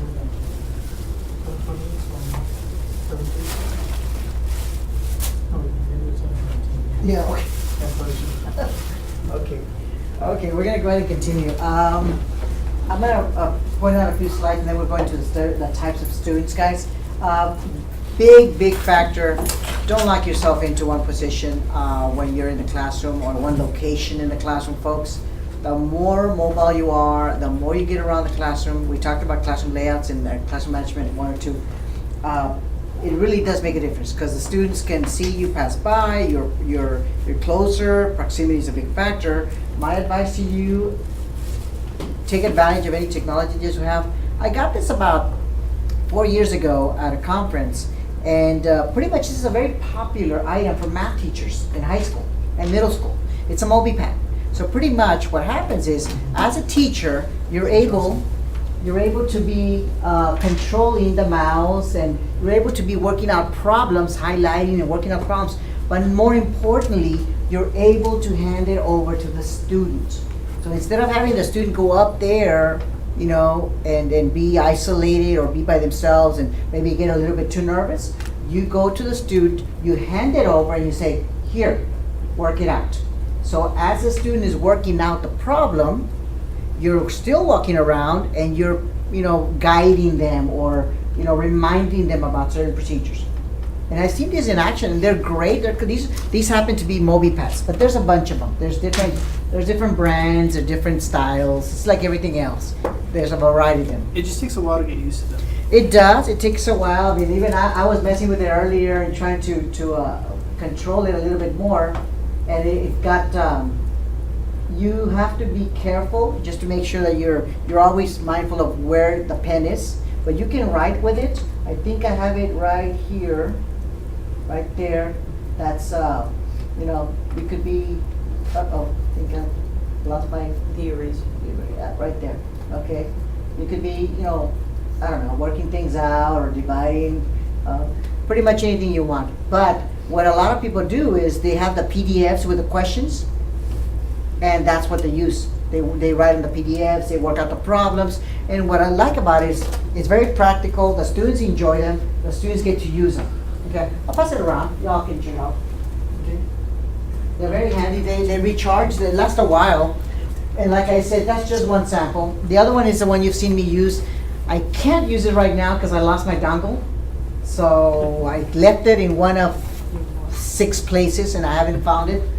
But with this one, with this mouse, and I know John was checking it out, you can control the whole laptop with a keyboard and the actual mouse. So, you know, you can be all over the room and controlling your laptop without having to be stuck at the laptop or at the main computer. Another good idea, folks, and I got to tell a young teacher this, use one of the students. Okay, you know, Carlos, go ahead and sit over here. So as I tell you, go ahead and click, or go ahead and highlight this, or go ahead and go to this website. So the teacher is mobile all over the room, and the student is the one that's controlling the laptop. Don't lock yourself into a location. I had a new teacher at a high school that most of the students were over here, and then he had about 3 students back there. So he was like this the whole time. I was concerned about those 3 guys because, you know, they could have been doing anything. And fortunately they weren't doing much, but still he was ignoring them, okay? So I told him, why don't you just ask one of the girls or one of the guys to do that for you, or write it out, or, you know, that way you don't lock yourself down, okay? And kids are helpful. They'll go with it. They'll, sure, teacher, I'll do it, you know. So it takes a little bit of sensitivity to go work with it, but as you can see, and that's just one program, PDFs are wonderful. If you're not comfortable with PDFs, folks, you're gonna love them once you start using them. PDFs, those they're documents. All it is a document, and it's not. It doesn't move anymore. It's like a picture of a document. I use them a lot, and ever since I discovered I can edit PDFs, now I can do a lot more with them. Okay, so these are just samples. You can start this one.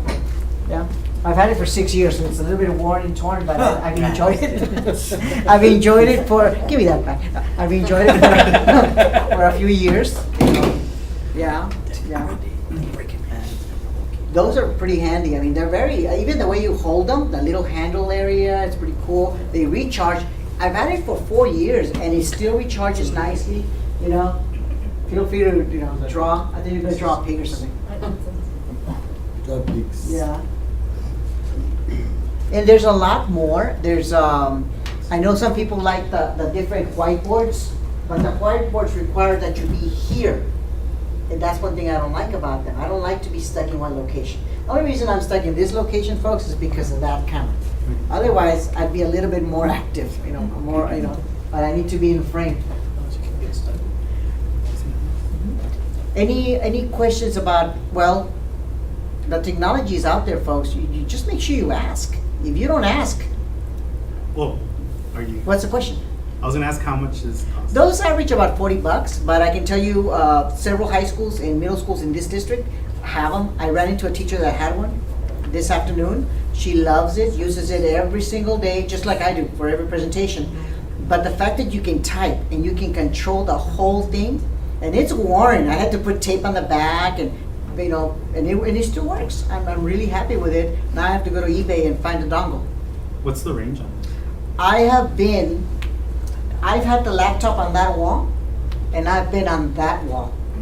I mean, you're talking some serious range. This is pretty good. Yeah. 50 feet? 50, about 50 feet, yeah. But it's a great range, and you can control it, and people are like, who's controlling what's going on? Because you have it, and I'm very subtle with it. I start controlling it, And then, of course, if you're a joker, you start messing around with people. Yeah. But it's great because you're not locked into the computer and you can control it from anywhere. And if you need to go stand by that guy, you go stand by that guy because you still got control of the presentation.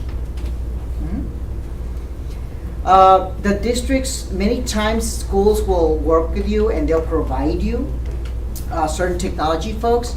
The worst thing you can do is not ask. I wanted something lighter. I wanted something efficient but powerful because I travel the district. So I told my boss, I know the laptops we have here for the district, I'm gonna cut it for what I do. I do a lot of mobile data, and I do a lot of, I have to log into my own account for the district. So I asked for Surface Pro.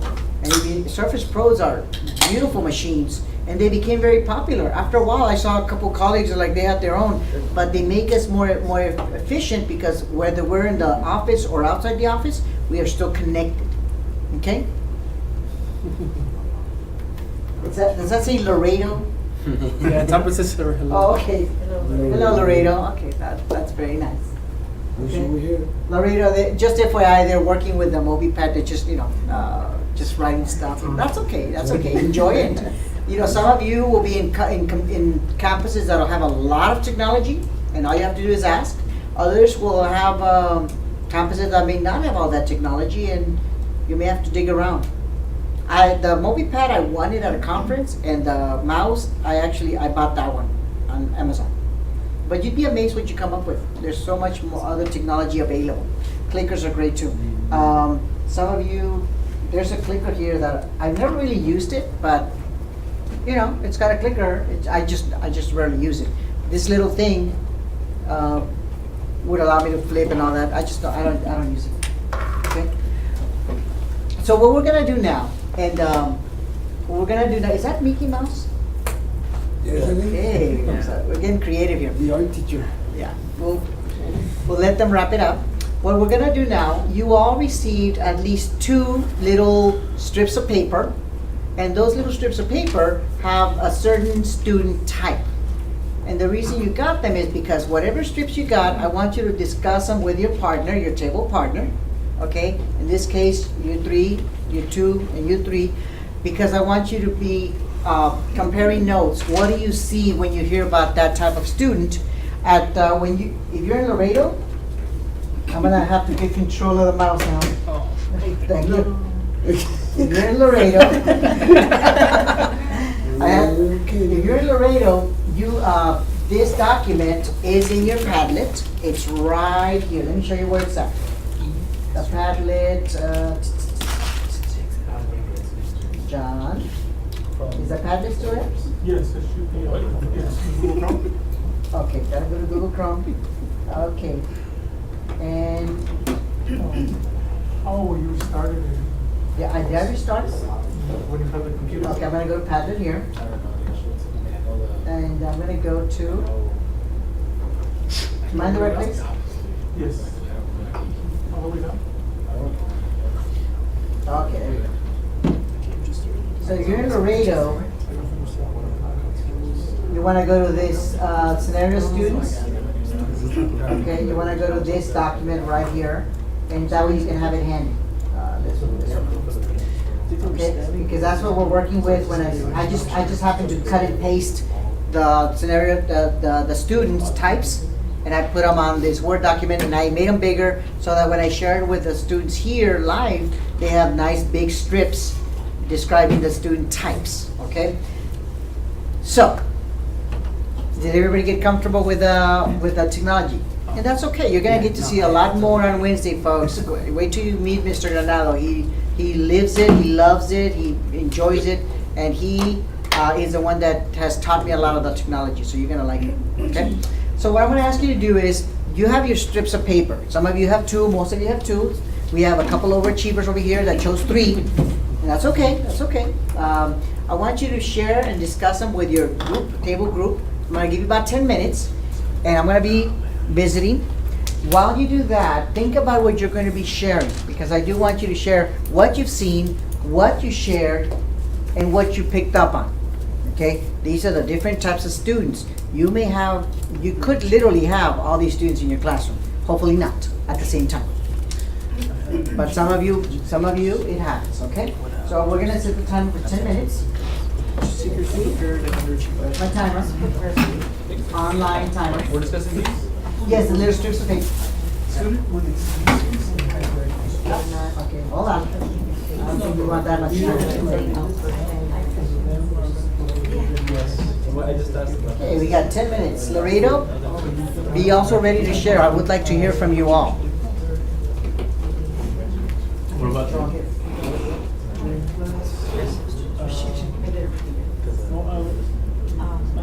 What I would do is I'd offer that as a incentive. If you can, you need to for the next 30 minutes, 40 minutes. At the end of class, if you want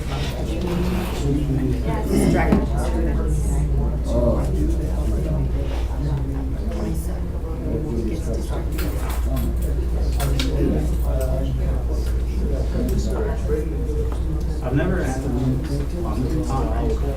so I've never had to deal with it and she I've only ever dealt with it Okay. How would you do it? kind of like what you said, but Yeah, that's what I was about to say. I just didn't want to use the term. yeah, because I don't want it to be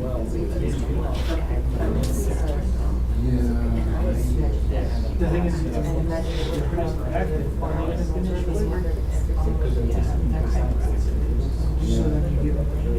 I was thinking of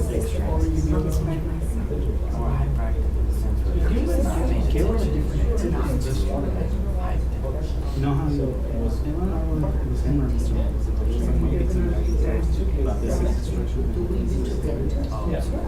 I would just think of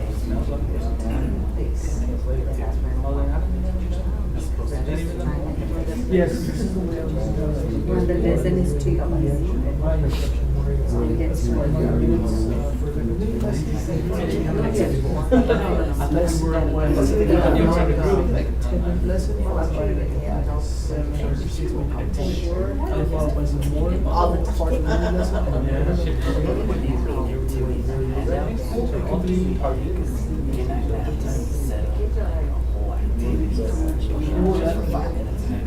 See, it could be Never, it could be like a Jeopardy game. Yeah, I mean, see, that's turn the on. That's what I was thinking of. or something comparing like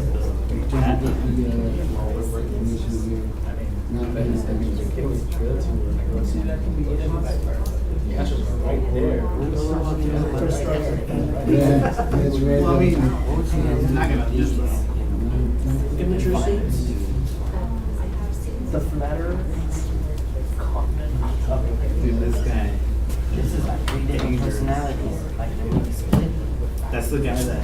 This guy has He's all the manipulator. Yeah.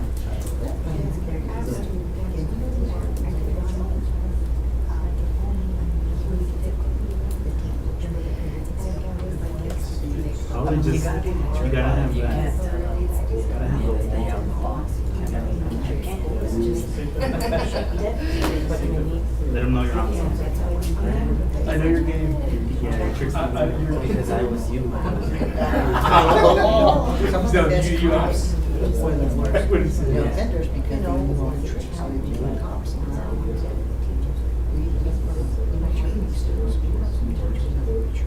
Oh, yeah.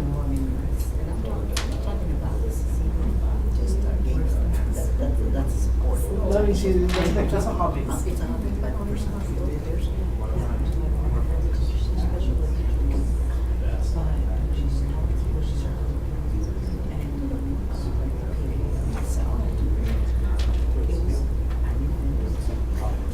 correct.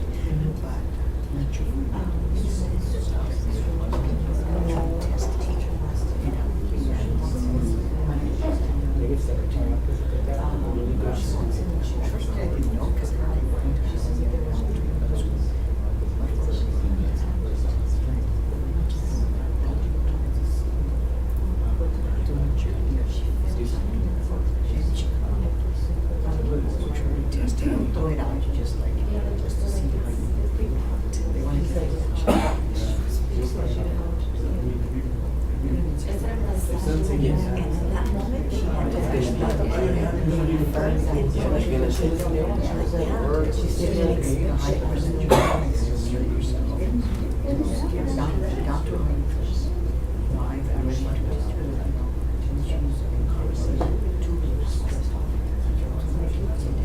I love that.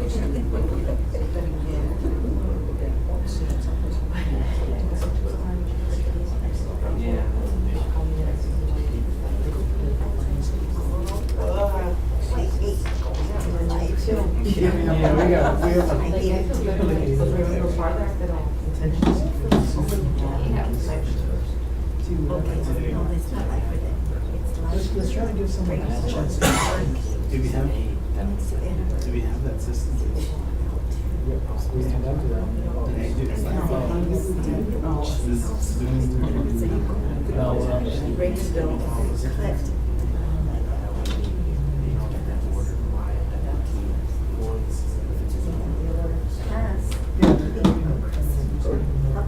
Or you can even just class dojos.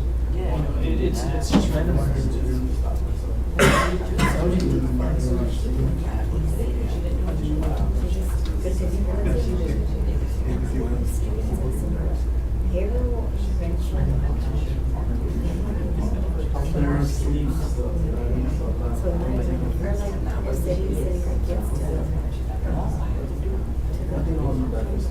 They're not making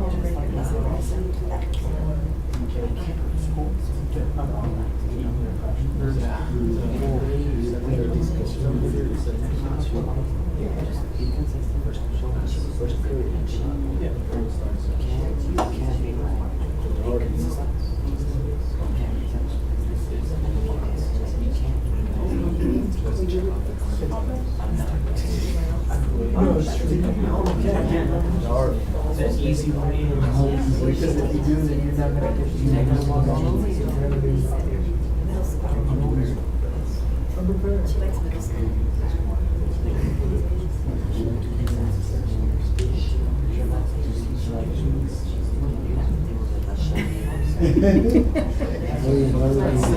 Well, maybe it's not coming out.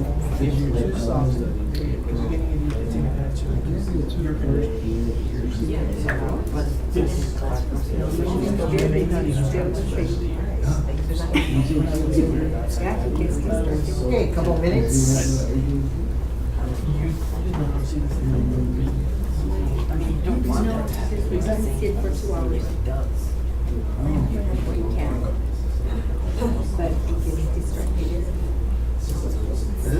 See, for this one,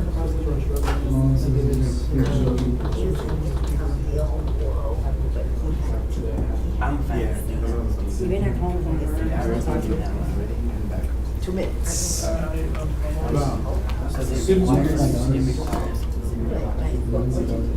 Just give it to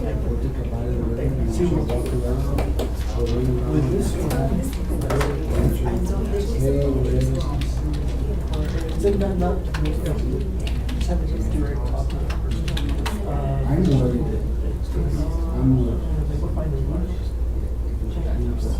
How do you deal with it during class? Yeah.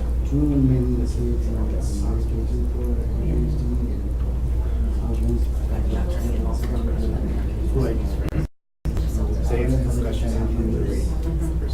say we'll see the thing.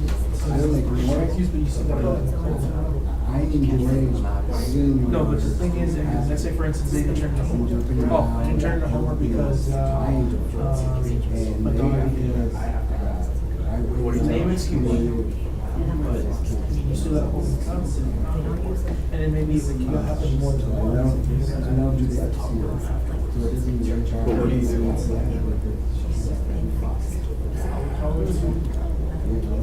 But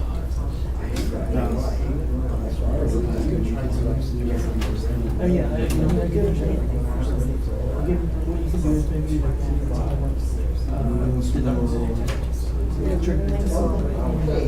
Seconds left, so you can wrap it up.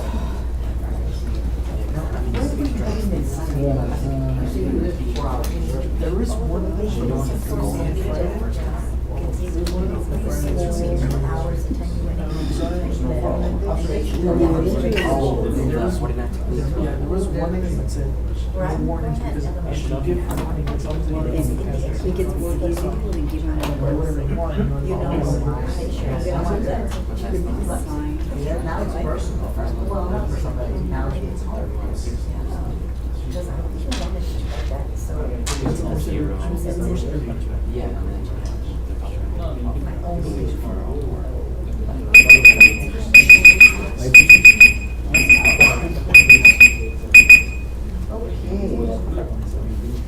So because you all chose randomly the little strips of paper, I don't know who got the first two, but who got number one, so we can start discussing it. Angry, aggressive, challenging students.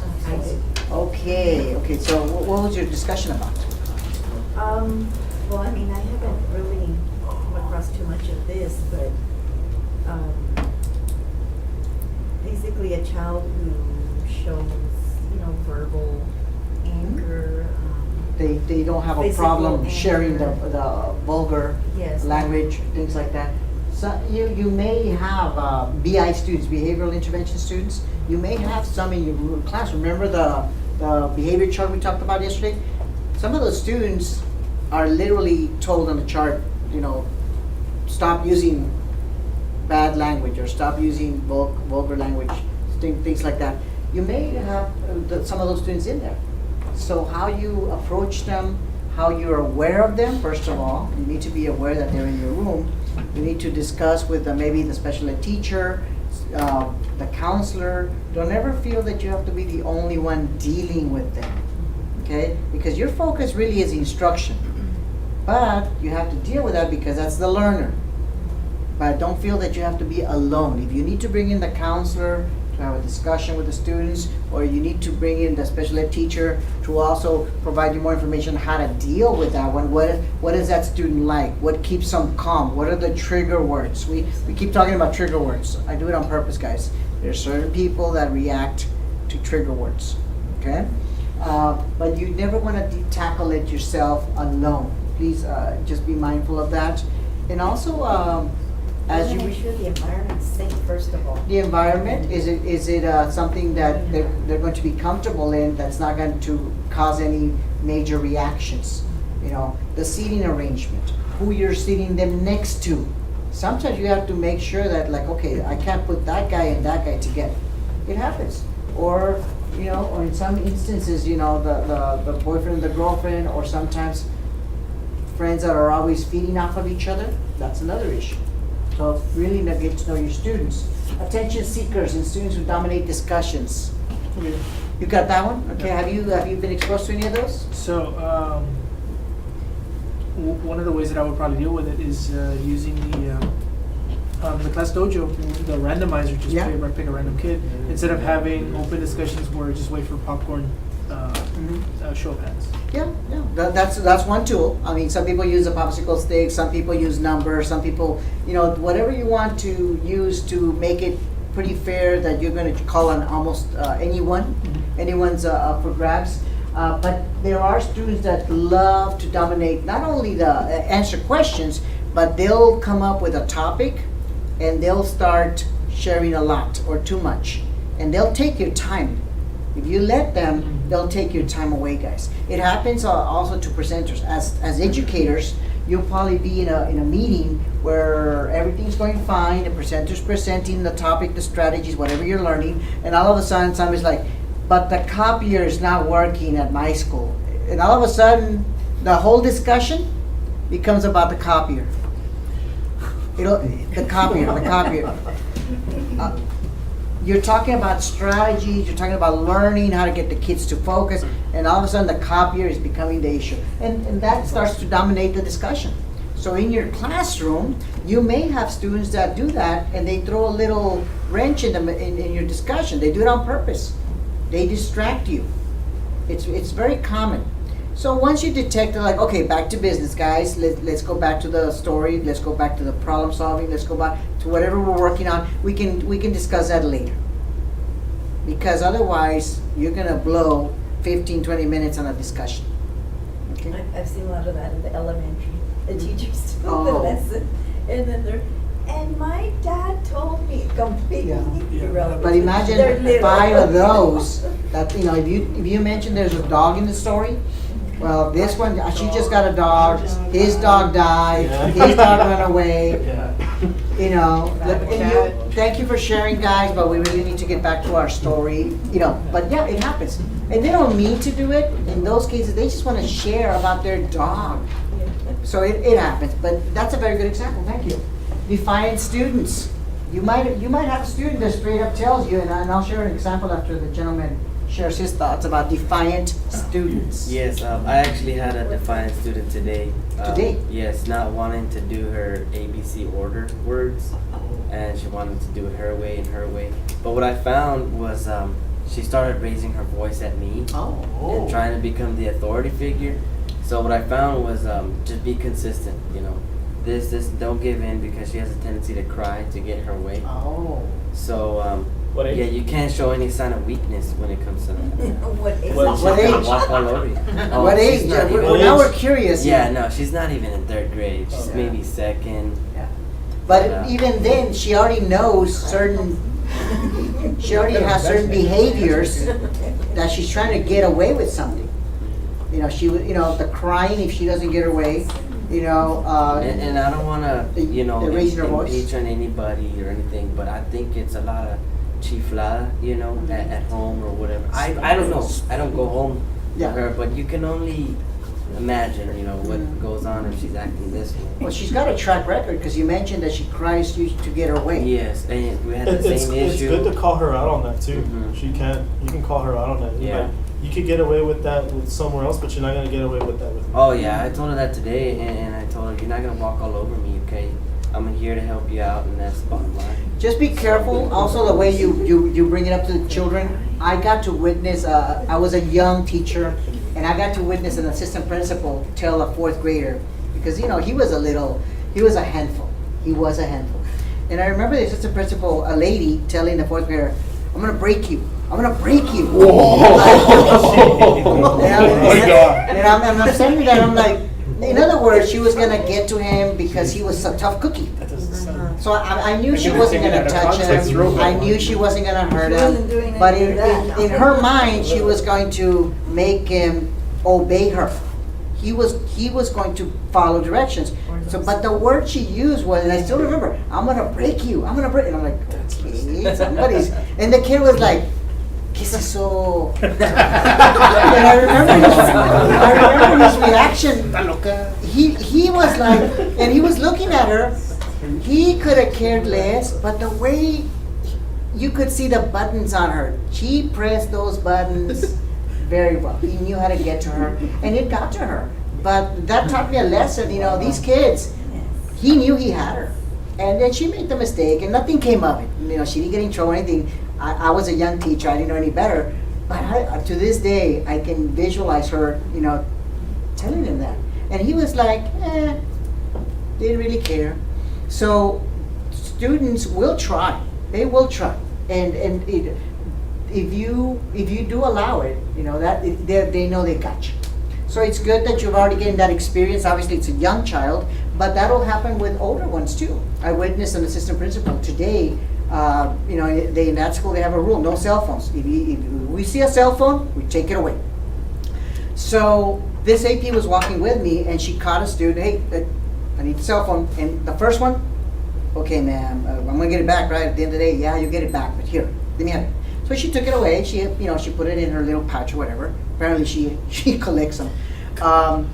But then when we ran into another one, and I was visiting, so I had no authority in that situation. But the AP, like, give me the cell phone. Well, I just turned it on to check. Give me a cell phone. I don't want. He didn't want to hand it over.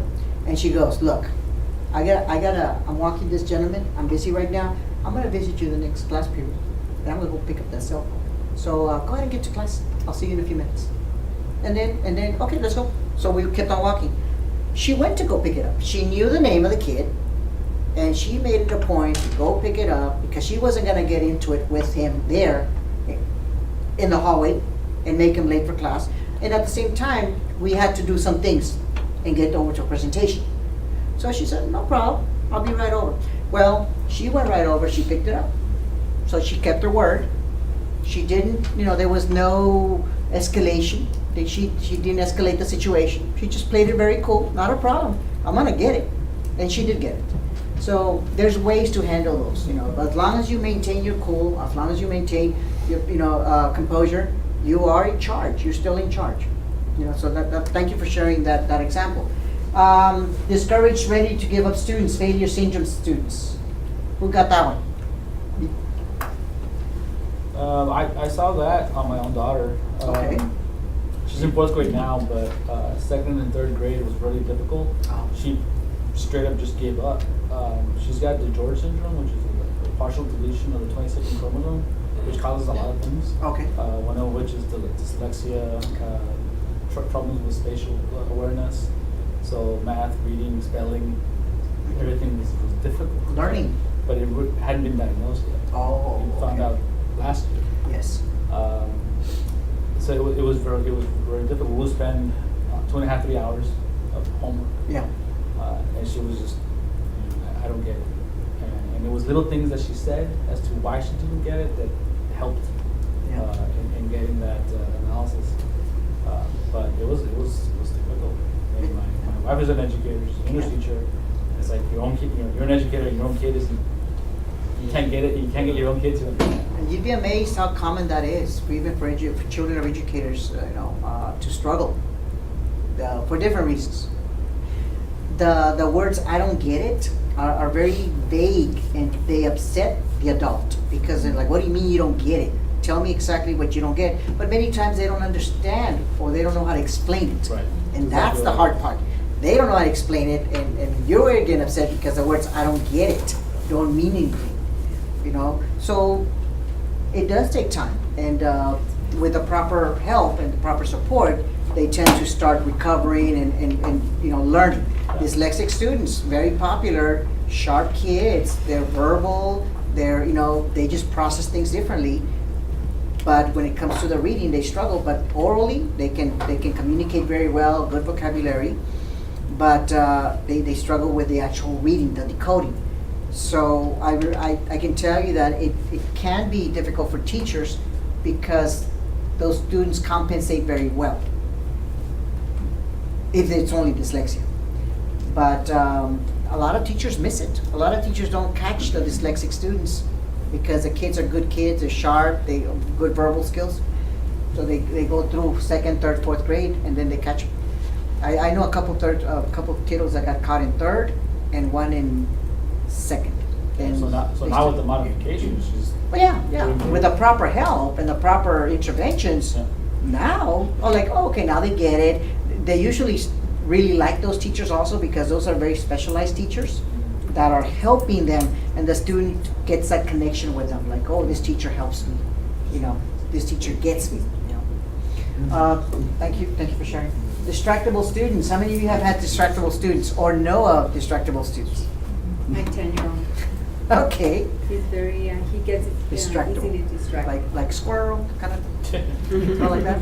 He says when he doesn't understand the lesson, he'll get distracted. Mm-hmm. Or when he knows the lesson material well, he gets bored. Mm-hmm. Or a teacher is giving a lesson and somebody walks in, he loses concentration. Easily loses easily distracted. That happens. Some children can maintain it, and some children are easily distracted. Anything. That's why I joke about the squirrel, but it is true. I mean, somebody passing by, you can't help it. You peripheral vision is active. Sound, you can get easily distracted. Yeah, that happens. Thank you. Did you want to share? Yeah, well, I had this one student where, it was just like, the kids were doing work, and he would just randomly talk to his buddy right here, right? And he's like in the middle of doing something, and the teacher had to be like, hey, you need to quit, whatever. And then like every day with this kid, he just so easily distracted. And it came to the point where his dad was getting mad at the teacher because the teacher would be like, go sit with Mr. H because you can't focus. So if you sit with him, then he can focus because I actually he has to focus on his work. But his dad was getting angry at the teacher for doing that to him. You know what I mean? Like my son shouldn't be sitting away from the group. You know what I mean? And it's like, Yeah. son is not paying attention. You know? Was it ever diagnosed, or was it? I don't know. To be honest with you, I really didn't. Sometimes it is, and sometimes it's just part of the personality. Yeah, I think it's part of the personality because I mean he doesn't. There's no. From good, what I've seen, there's no paperwork on him Oh. because I know there's paperwork on every student that's in the class. But he's just like that. A good rule of thumb is if they can watch a cartoon for 30 minutes, they're okay. Yeah. Yeah, because a student that is easily distracted, labeled ADHD and all that stuff, they can't sit down even for a cartoon for 30 minutes. You know, they can't. Yeah. They're just all over the place. You know, and Like, I've seen kids literally running in the hallway back and forth. But in a way, his dad is saying that there's nothing wrong with my son. Why are you moving him with the teacher? Why are you separating my son from everyone else and putting him with him? One of the things I like to do is, and I know I used to do it, I don't know if some campuses still allow it. I used to ask the parent, why don't you come in and observe the child in the classroom? Oh, they're gonna behave well because I'm there. Nah, they'll probably forget about it in a few minutes. Just sit down in the corner. Just sit down and just watch. And you'd be amazed. The parents are like, really? That's how they act? Because the kids forget the parents there after 5 minutes. They totally forget. And they start coming back to their natural state of, you know, And did they style. do extra, things to do in class? No, she wasn't punishing him or anything. It's just she'd have him. Just to kind of keep them focused. Just to keep him focused. Yes. You know what I mean? Because he's able to do the work. There's nothing wrong. You know, he can do the work just fine. But the thing is that it's a consistent thing where he's interrupting other students who are trying to do the work, and he's not caring about doing his work. So he finishes and then he has nothing else to do? No, he doesn't even finish. Oh, He's not see, that was even my- finishing. He's just worried about talking to him every day, and then that's why. And then the parent got mad because he's like, "Oh, my student shouldn't be sitting away from the other students." Like, yeah. But that could be something for him. You know, maybe That could be something. I mean, only the doctor, I'm not only a teacher, doctor so would have to I'm just determine not- that. yeah. But it doesn't sound like he was all over the place. I mean, some students are literally under the table. They're grabbing everything. They're standing up. They can't sit still. That's a whole other level. If he's just wanting to talk to his No, 'cause buddy, he's always like, he's always pulling stuff out of his desk, like in mid combo. He's like pulling stuff. I had there's a principal. He's like literally right there with the teacher. Yeah. The teacher's right here, and he's like right here. And you know that bothers people because I was in a training like 20 years ago, and this principal that he was doing that the whole time he was moving, and I'm one of those people that sit still. I'm one of those. I don't like people moving too much around me. It's like, can you sit still for a second? It bothers me.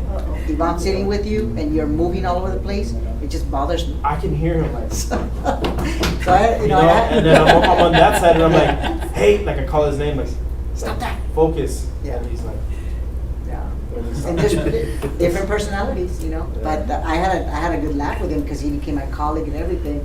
But to this day, I was like, remember, you couldn't sit still. Different personalities. But there's nothing wrong with him. No. That's been diagnosed. But you know, we're good friends anyway. Yes. Does the school test them? No, the school will ADHD not or label a something? child. The parents will usually have to take them to the doctor, and the doctor will determine that. You know, and of course, the issue of medication, no medication, is it required, maybe not. Half a pill, the full pill. It gets interesting very quickly. But just wanting to talk to the buddy is one thing. When you got students that are literally running and hiding and all over the place, some of them get, you know, they can't help it. They just have to run. We got runners. Those are the future track stars. Future track stars, you know. The next Usain. Hostile, aggressive student. Who got that one? Okay. You have students that will get triggered very easily for whatever reason. Whether somebody bothers them, another student, or the teacher makes a sarcastic comment, those students are the ones that are going to react. And they have no problem getting into it with the teacher. You don't want to argue. Exactly, because you're not going to win. As a teacher, you'll probably get them out of the room and this and that, but you haven't really solved anything. So those students, really, you have to be aware of what are the triggers. and have, sometimes you need to have a discussion with them and remind them, you're still your classroom, the respect has to be there. The respect goes both ways, folks. I know I keep mentioning respect, but it really has to go both ways. You talk about that the first day too. Yeah. Like you let them know, like first day, right off the back, like respect me, I'm gonna respect you. If you Goes both disrespect ways. me, then it's gonna be a problem.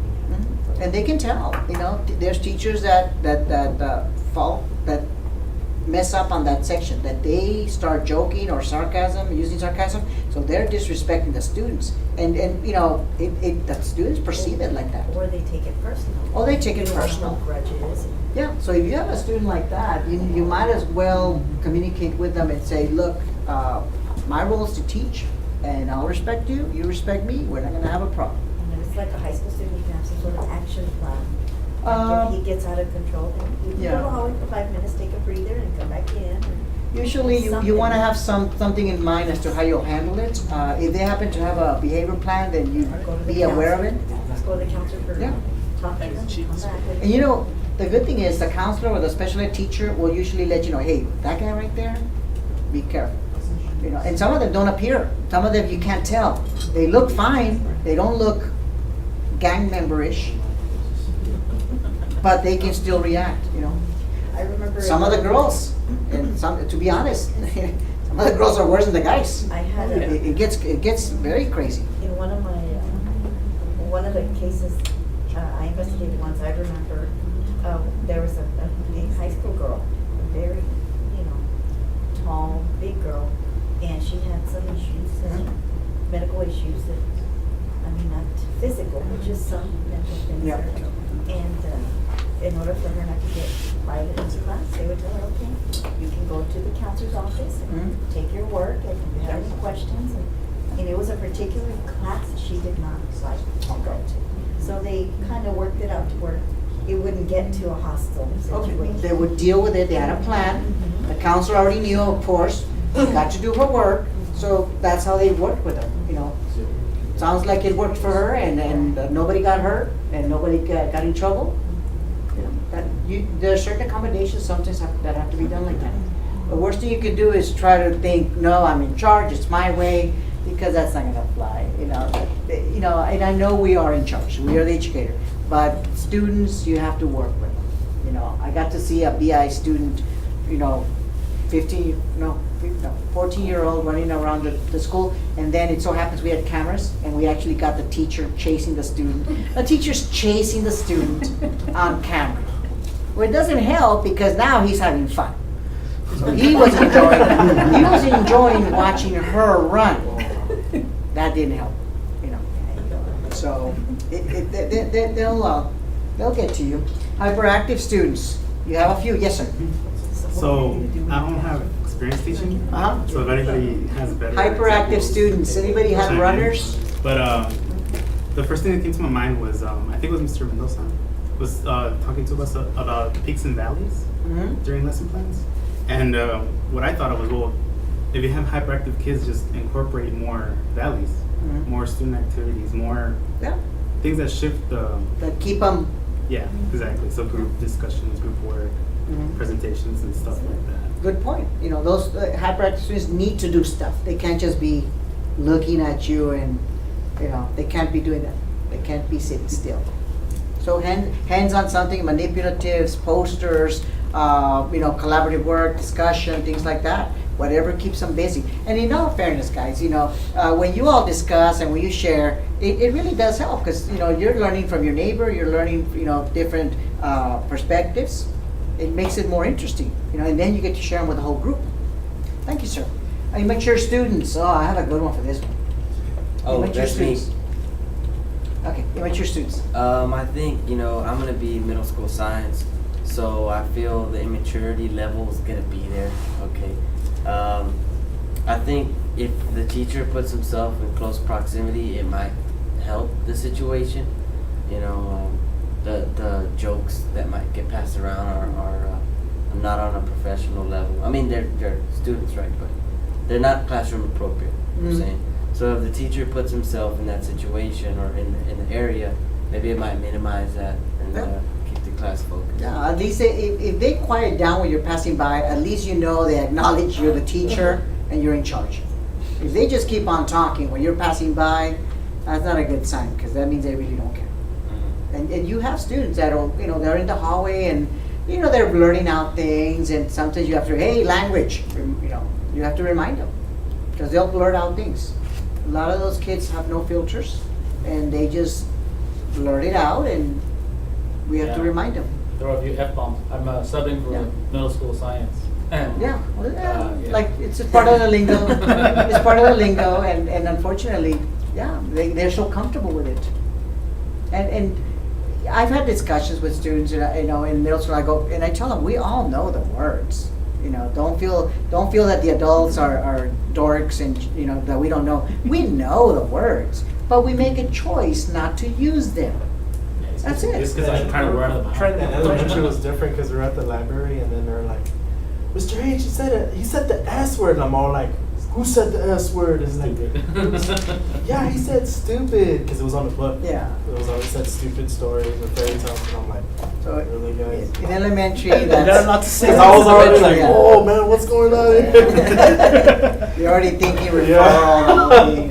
No, in elementary, it's a different world. The word "shut up." It was cool. It was big no, because the kids take it seriously. But for some reason, those kids all of a sudden they get to middle school, and some of them just get so comfortable dropping F-bombs and things like. And I don't know why. It's still an instructional setting. It's still an educational institution, but they get very comfortable with the new freedom. They feel they can. And of course, whatever's been modeled for them, because they didn't look up those words in the dictionary and figure out what they were. They heard them from somebody. TV, videos. They heard them from somebody or from movies or things like that. But there's also relatives. I have a colleague of mine. He was raised in a home where the father was very aggressive and would drop F-bombs all the time, and that was part of his lingo. That was part of his dialect. He was very comfortable with that. And when I would visit, I come from a very humble home, but my parents were very, they're not into swearing. It's not, it's not their style.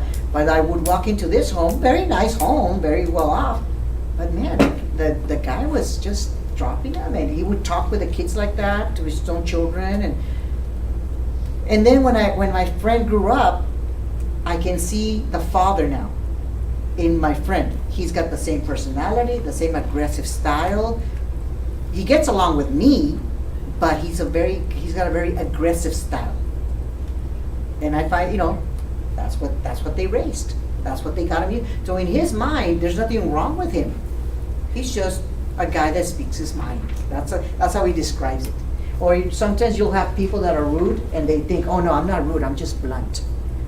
No, you're being rude. It happens, I'm very honest. If you're hurting somebody's feelings, that's rude. If you're hurting somebody's self-esteem, honesty is wonderful, but you shouldn't be hurting somebody's feelings. And it happened. Well, I'm just blunt. People don't like me because I'm blunt. There's a thing called tact. Tact. There's such a thing as called tact. You have to respect. You have to be mindful of somebody's feelings. Although you may want to share, there's ways of saying things. People will ask me, "What do you think of that?" That's interesting. And I tend to use that word a lot. Interesting. And they know that I don't want to tell them exactly what I'm thinking. Inattentive students. You got a few of those. Inattentive students. Okay, what has been your experience?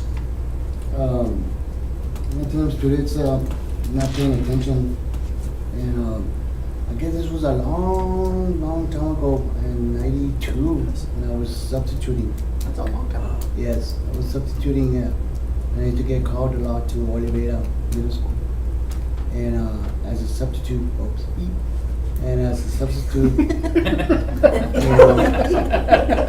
back then, that's how you get me to smile. Okay. Having a substitute in the class, well, no, listen you to was a them, I substitute. pay attention. I mean, I had their assignments from the teacher. Give them to them, trying to explain it. So right off the bat, was there structure to begin with? Because if there had been structure in that room, it would have somewhat carried over into your time. You know, at least you would have sensed it. But obviously there was none, so you had to deal with it for that day. And just keep them from hurting themselves and, you know, at least try to do the work. Yeah, it happens. Inattentive students, guys, also, some of them just have other things in their mind. It's sad to say. I ran into a student this afternoon, and the AP I was with, she goes, he just became a daddy last week. He's walking down the hallway, he became a daddy. His attention is somewhere else. Still in school, but already, you know, what, 16, 17-year-old, and knowing he's got a child at home or wherever, you know, that's scary stuff, and that's what some of the students are dealing with. That or sometimes other issues. Overly perfectionist students, you have a few of those. Yeah, those are not very common, by the way. But there are people that are perfectionists, and they start with, as you know, they start when they're young, and that's their style. They like everything neat. The problem is that it can become obsessive. So you want to be careful about that. You know, and if you happen to get one of those, just have a talk with them and say, look, I know you're trying your best and you want it to be perfect, but just keep in mind that you also need to finish in time. Some of these students don't finish certain assignments because they can't wrap it up. They can't put the finishing touches because it's not perfect. So you're going to have students like that. The passive aggressive, those are the sneaky ones because they don't tell you that they don't agree. Have you ever heard of passive resistant? Passive resistant is like, and we used to have this at a middle school I was at. Okay, folks, teachers, we're going to do it this way, and this is the game plan, and a couple of teachers in the back. Sure. They wouldn't say anything, but they weren't going to do it. Passive resistant. Well, passive aggressive means pretty much they're not going to do it, but they're going to calmly. They're like, they'll avoid it, they'll ignore it, but they'll be very passive about it. And you have students like that, they just won't get to it. And maybe you bring it up to them, they're like, nope, didn't get to a teacher. And sometimes the teacher loses it because they get upset. But the kids are fine. So you have some students that are passive aggressive. You're shy, withdrawn students. You got a few of those. How many of you have shy students? You already detect them in elementary, a little shy student? Yeah, one of them. What broke him out a little bit was it was weird because I knew the kid, but the thing is that like he kind of disappeared in class. Didn't really he disappeared because even though he's in there, he's so quiet, and he was a little shy. And I was talking to him or whatever because we were just talking about stuff because I saw that he had Minecraft. So yes. I was like, oh, you like Minecraft? And then out of the blue he goes, ¿Hablas en español? And I was like, sí, claro. And then like right there, it's just boom. Like he rarely talks to even his teacher, but now that he knows that I know Spanish, he's just like, you found a connection. You understand the teacher talking English? Yeah. So, but he's more comfortable with Spanish. In Spanish, right. It's very common. They can understand everything in English, but they're comfortable speaking or interacting in Spanish. Especially, and then you got Minecrafters and those kids, they're in their own world. They love that stuff. And I know my own son does that, and they read the books and the manuals, and it's obsessive. But you have those students that are shy and withdrawn. In high school, they're very common. They like to cover up their eyes with their hair. Have you seen those? Yeah. There's kids like that. They literally are covering their eyes or their face with hair, and I'm like, I need to see your eyes. Come on, look at me. Because I like to look at people's eyes when I'm talking with them. And it bothers me, but I have to be very understanding. But I tell them, hey, can I see your eyes? Because I need to know if you're looking at me. Shy withdrawn students, they tend to express themselves in different ways. Journals, close friends. Sometimes they open up, they start hanging out with the people that are different than them. You know how opposites attract? Some of my best friends I think they're crazy. They're super funny. They're super energetic. They're the life of the party. and I'm the serious side. I'm one of those. What do you call it? The serious sidekick or the? Reserve. Yeah, like Johnny Carson and what's his name, Ed McMahon. You always have the serious friend. I'm the serious friend, but my friends are very active. They're, they love that stuff, and I'm fine with that. There's the spotlight's on them. So some of these kids, they don't want the spotlight on themselves. The one who sleeps in class. If you get anybody sleeping in class, there might be a reason why, folks. Some of these kids are experiencing things at home. Make sure you have a talk with them, but also try to find out why they're sleeping in class. Besides, if they're just gaming at night, that's another issue. But if they have to work, and some of these kids are working. I remember I had a student that would go to school from 8 to 4, go into work 5 to 11, and still get to do the homework, and then get back to business at 8 in the morning. No sleep. He was a worker, but he wasn't sleeping, and that cost him. But he had to work because of financial situation. Students rejected by their peers. That happens too. Okay. Some students just don't get along with people, or maybe they're kind of awkward, and they get rejected, and then they start accepting it, and they start kind of distancing themselves, isolating themselves. You're gonna find those. And especially if they have like games to go to, that's all they focus on.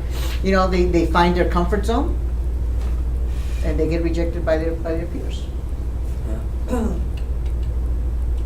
You're gonna have struggling students, guys, and the reason you're gonna have them is because not all kids, not all of them learn at the same time. The curriculum is already set, but not all kids learn it at the same time. Even us as adults, I cannot learn how to fix cars. That's not my thing. I don't enjoy it. I'll troubleshoot, but I don't have that skill. But I can fix a computer. That I enjoy, and I'll do that. So everybody has something, folks. So the students, they're gonna struggle with reading, they're gonna struggle with math, they just don't get it, okay? So that's where you're gonna have to come up with a way to explain it to them so that they do understand it. And if you have to use manipulatives, use manipulatives. That's gonna come in handy. Does anybody have, well, I'm sure you've had this one. The visibly intoxicated? Oh, yeah. Yeah, you've had that one too? Well, with the we used phone. to work together. The visibly intoxicated, all I remember is they're very, the what? Office. Yes. I try not just to. Yeah, and the funny thing, the nurse, Really? yeah, Really. when the You nurse, had to come in for. Really. No. One time for a substitute, I don't know, you were working at a substitute. I yeah, was there when there was a teacher. yeah. Yeah. We had it happens too. I mean, unfortunately, sometimes the professionals are the ones. We had a teacher at one of the grade schools. Visibly intoxicated. Oh, yeah, Yeah. all the above. Wow, The smell and everything. wow. People show up like that. People have been sent home. You need to go home now. You need to go home now before somebody smells you. We had a teacher at one elementary that we used to be afraid to turn on a lighter next to him because he might light up. That's how he smelled because he was such a heavy drinker. You could smell it, and the sweat, I guess, something. Yeah, and you can smell it, and it's sad, but sometimes, and the students can tell. I mean, but this is specifically students. They in high school, some of them do show up like that.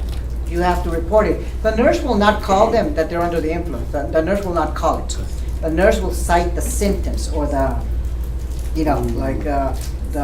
eyes, the blood pressure, stuff like that. They'll check them, but the nurse will not classify them as under the influence.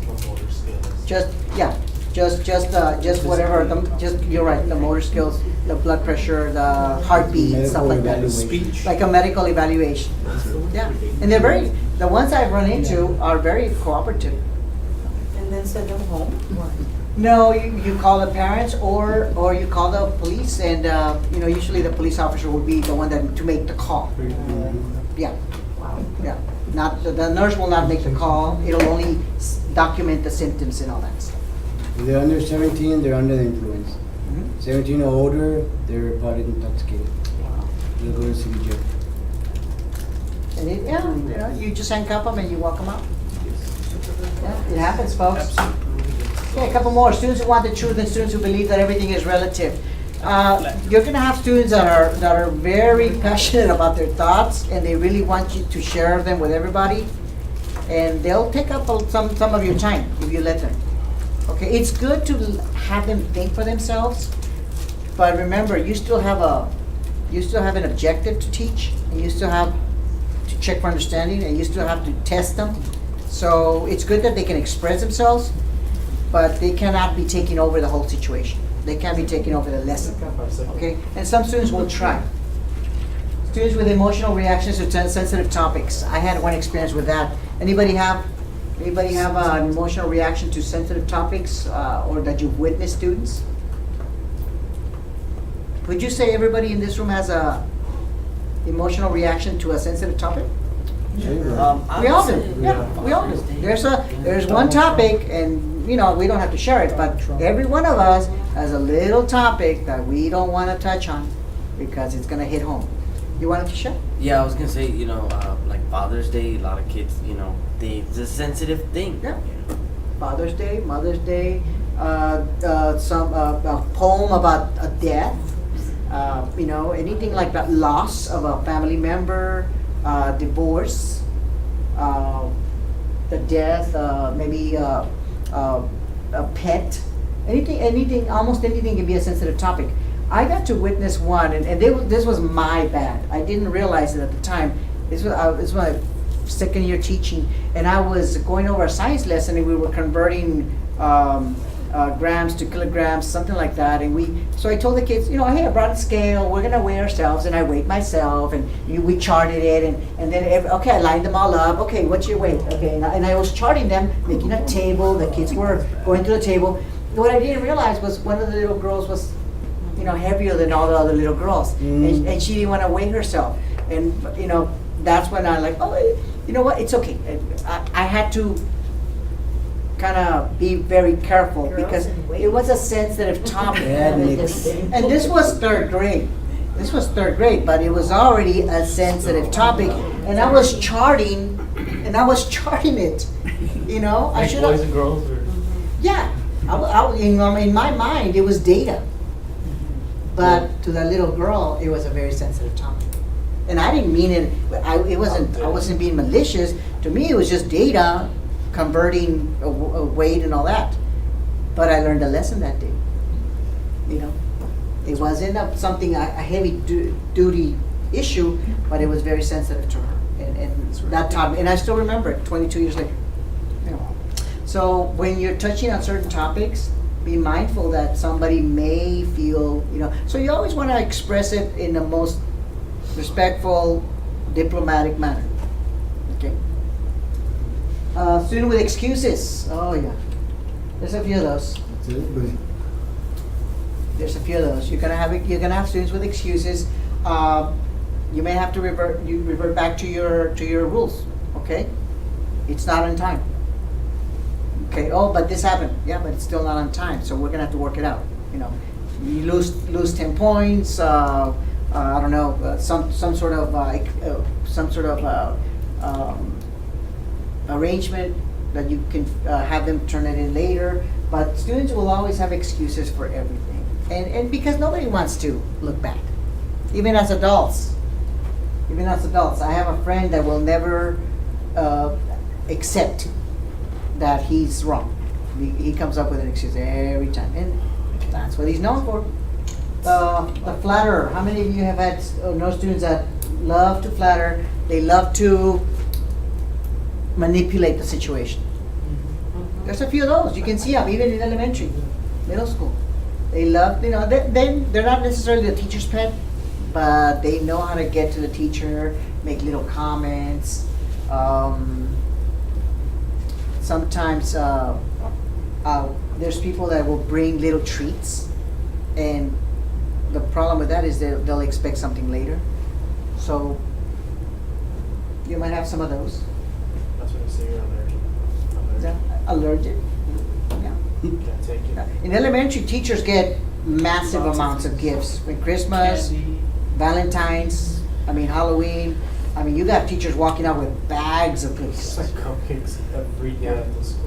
Oh, okay. Dang. See, that's some, Every day. everyday cupcakes, because some Cupcakes. schools only allow it on Friday, and you have to let the administration know, and that's when they're gonna celebrate that birthday for the week. And that's what I'm Friday. thinking, is that like, do they all send each other a memo? Because it's the same thing. It's like Capri Suns and cupcakes. Well, that's the cheap stuff. That's why. And it's like- quick. It's also what kids like. And that's what they like. It's sugar. Oh, yeah, but I was It's like, pure, these pure Pepsi sugar. Yeah, but see, one school I liked that did what they did it Friday at 2:30. So by the time the sugar kicked in, They were all out. kids Yeah, were that's gone. what the teachers do. That was a smart. That's what teachers do. Yeah. You know what? And they stated right. Yeah, you don't do it in the morning. They'll You're stay gonna until deal with it the rest of the They're day. like, okay, go get them. Yeah. You sugar them up and then ship them out. Underachieving students, you might have some of those. They just, nah, it's okay. I'm fine with a 70. There's students like that. But what do you mean? You can do more. You can add more details to this or nope, I'm good. There are students that are like that. They are fine with a 70. They have no aspirations to do a little better job, put little lights. Projects are handwritten. I mean, very. But then again, sometimes you see that you meet the parents, and the parents don't push them, and then you have other parents that are super pushy, and the kid produces major projects. That's when you know the parents did the project. By the way, science fair guys.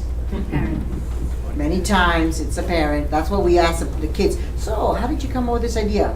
And how did you, we start asking questions, and the children can't answer it. But the underachieving students, We many had times the- they're fun. We had the science recently, and it was like they had to make boats. And you could tell which ones the parents did. Yeah, you can tell. Who knows about fishing? Like the shallow sport boat? Yeah. Dude, someone carved a shallow sport boat out of styrofoam. Wow. Bro. It looked like a mock, had everything like a shallow sport has, dude. But it was Wow. styrofoam. And I was like, For oh. third grade? And then you see the dad. I was like, Wow. it looked like a miniature version of a real Yeah. life boat. And it was like carved perfectly. And it's wonderful as a parent to be involved, but you don't want to make it your project. It's still their project. Yeah. Wow. It happens. I wanted to take it home, actually. It was pretty cool. Yeah. Well, yeah, and you have. I saw one that I really liked. This student that was I considered him a one of those students that didn't try to excel, but he had a very interesting idea. He was supposed to make a little animal, and he made a bat. And what he did with the bat, he made a styrofoam ball. He put glue on it, and then he just covered it up with coffee. So the whole thing smelled like coffee when he brought it to the classroom. But I thought he was pretty sharp. That he didn't have materials obviously, but he found coffee somewhere around the house, and that's what he covered his bat with. And I thought that was pretty creative, But he was one of those students that really didn't care to go above and beyond. But I guess he just liked bats a lot. And you're always gonna have the unprepared student. That's the last one, guys. That student, the one that just shows up without even a pencil. And you have teachers kicking kids out of the classroom for not having a pencil, and you have the other teacher that says, here's a pencil, get to work. So some teachers collect pencils, they have them by the desk, like that right there. Just go get a pencil and get to work. We don't have time to waste, but like say, write a referral. I don't have time for a referral, but some teachers do. I They make used the to ask for time, collateral. does not have pencil, and sends them to the office. So then, the AP, the assistant principal, gets a student, does not have pencil. Here's the pencil, go back to class and get to work. That happens, yes. I used to ask for collateral when lending Something, pencils. yeah, leave something. So, it was kind of humorous. Mhm. What I would tell them is, you leave one of your shoes here, and I'll give you a pencil. Oh, Came out around with one shoe. okay. The way I would figure it is, they're not going to be walking around campus with one shoe. And these were ninth graders. So, Okay. So they're not going to be walking around campus with one shoe. So they're going to bring me back with my pencil so they can get their shoe. I know one teacher used to like a quarter, and she would use the quarters to buy more pencils. So she always had a supply of pencils, and she would just, okay, put the quarter in there, get a pencil. Oh, well, I don't have a quarter, well, bring me 2 quarters tomorrow. And so the kids knew, as long as they had a quarter, they could get their hands on a pencil. But she used the money to buy more pencils, so it was a cycle. And that worked for her. The kids liked it. They, you know, in a way, some of them didn't worry about bringing a pencil, but she just didn't waste time getting after kids for that. Yes, sir. What if it's not prepared related to materials and more like doing a reading or studying? See, now that's more serious because, well, let me give you an example. How many of you had the cartoon from the classroom management, from the pre-work?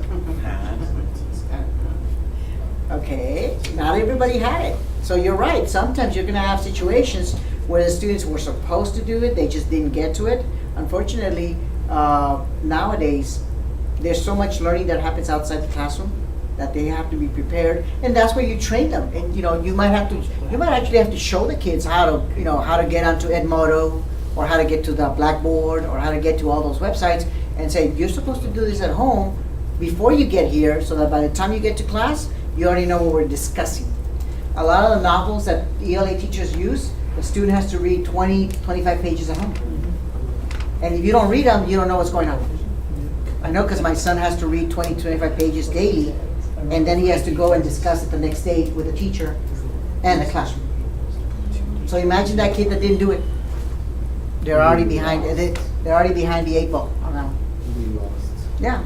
So these are just examples, folks, of kids that you're gonna, you know, just like you're gonna have some of these. You may have one, you may have two, but you're gonna have these personalities in your classroom. So you have to be ready for them. You have to anticipate. You have to set a standard and have a structured classroom. The more structured the classroom, the better these kids will function in it. Now, I will tell you, some kids will be very honest and they'll tell you, I cannot function in a regular school. They rather function in a alternative center, like those, you know, with the heavy duty situations, the violent ones, the drug, like BAC, BAC. They actually function better there than they do with the general population. And what I mean by general population is your regular education, you know. But they've learned to function. Okay, so you're gonna have these. Thank you for sharing. I know some of you have been in the classroom already, some of you have not, but it's good that you all hear this because you're gonna run into some of these kids eventually. Okay, I know in the Padlet you had the T-test also. Just keep in mind for the T-test, because we're almost gonna be out of time. For the T-test, right here, I included these 3, and I did it on purpose. You mentioned 4.1, 2.3, and I think there's another one. You know, I do that on purpose just to show you all of this is still going to be part of your evaluation. I think on Friday you're getting T-test. Yeah. Okay, that's going to go into a lot of detail. Okay, and I can tell you, Ms. Castro, because she was sharing some thoughts about that. You know, she's going to go over those dimensions in a lot of detail and what to expect, but not just from the paper, but also what to expect from your administrator and what your role is. Okay, you brought up a very good point. He brought up a growth plan earlier. You know, there's a lot of forms out there or a lot of systems in place to help you become a better teacher, guys. So don't ever feel that documentation is bad or always bad. Documentation is also there to help you. As new teachers, you're gonna have deficiencies. I mean, you got principals with deficiencies. You got assistant principal with deficiencies. So it's natural that you walk into a classroom, you're not going to know everything. But how you attach yourself to a mentor, how you start learning from your master teacher or whoever looks like they know what they're doing, get comfortable with that person, because obviously you need to learn. Okay. The last thing I wanted to share with you was this one. One of the big factors in working with the classroom management is also getting to know the parents, folks. Because if you've got the parents not in your pocket, I don't want to phrase it like that, but if you've got the parents and they trust you, they'll do more for you. Parents will help you if they know you genuinely want what's best for their child. Okay? But parents have changed in the past few years, guys. What used to be that parents would get after the kids at home if the kid got in trouble with you, many times nowadays parents blame the teacher instead of getting after the student. So be ready to explain to the parents how your action, your rules, your consequences are in the best interest of the child. I'm going to share an example with you. I was in a middle school and we had this special ed student that was a behavior problem. A parent fought to bring him over to our school, and I told the mother, I don't have to accept this arrangement happened with the other principal, this and that, but I'm going to tell you right now, I'll accept him. I'm going to give him 6 weeks, and if he doesn't cooperate, if he doesn't function, if he gets out of line, I will have him sent back to the other school. And the mother's like, oh, thank you, Mr. Olvera, for trying to work with him. Okay, not a problem. He acted up. And the parent came back and, she's, hey, Mr. Olvera, can we keep him here? I go, ma'am, if you teach him that he can get away with it and you don't follow through with what we agreed on, he's gonna see that and he's gonna learn the wrong way of doing things. And the teacher was very tense because, he was trying to help the kid, but it was one of those things that ultimately the child went back. But I had to work with the parent to explain to her, if you don't do what you said we were gonna do, he's gonna accept that as, okay, I guess I can do whatever I want. He needed to see the consequence of his actions, and he did. But I had to make sure the parent was on board so that the parent wouldn't make an issue later on. So not only did I have to work on the kid, I had to work on the parent. Okay? So many times, folks, work with the parents and hopefully they have a good head on their shoulders and cooperate with you. Okay? Please keep that in mind because I've had issues where I know the students and I feel, that the students need a lot of help. And then I meet the parents, and unfortunately, I think you can probably vouch for this one. Some of the parents, it's scary what these kids go home to. Some of these parents, it's like, no wonder. Sometimes I remember having a student like, man, you're such a nice guy. They're like, okay, no, I'm just doing my job.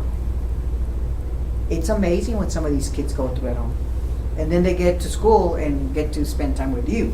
And how you act with them, and how you work with them, and how you have structure, how inviting your room is, all of that adds up. So just keep that in mind. Working with parents, that's making parents allies and helpers. Working with disinterested parents, that's another thing. Getting them a little bit more involved. That's the hard one. Right, that's a hard one because, sometimes they block your number. Yeah. I have parents that will not answer a call from BISD. No, that's a BISD number, I'm not answering. So what some people do, they call from cell phone, or they use Google. There's a Google phone. You use your Google phone, or now you can even text from pre-text or something like that. So you're not using an official number, you're using something different just to get to the parents to answer. Okay? Yeah. You'd be amazed, but teachers will try to get a hold of the parents at any cost. Just keep in mind, it all comes back to you guys. You're the professional, you're the role model, you're the one that sets the tone, you're the one that sets the pace, and you're the one that sets the expectations. I'm not saying it's perfect, but at least if you do your part, you can sleep at night a little bit better. Okay? We're gonna wrap it up already. I know it's been a long 3 days of classroom instruction. We had a lot of scenarios, guys, and I want you to pick up on any. If you have any questions on those, feel free to let John know or email me. I do want to describe the next session. I'm going to see you in October or something. October for the interview session. That's going to be the last one with me. And the reason I'm bringing this up is because for the interview session, I do need you to come in your Sunday's best. Okay, because one of you is going to get interviewed, and 6 of you will be with me at the table to be in the committee to interview you.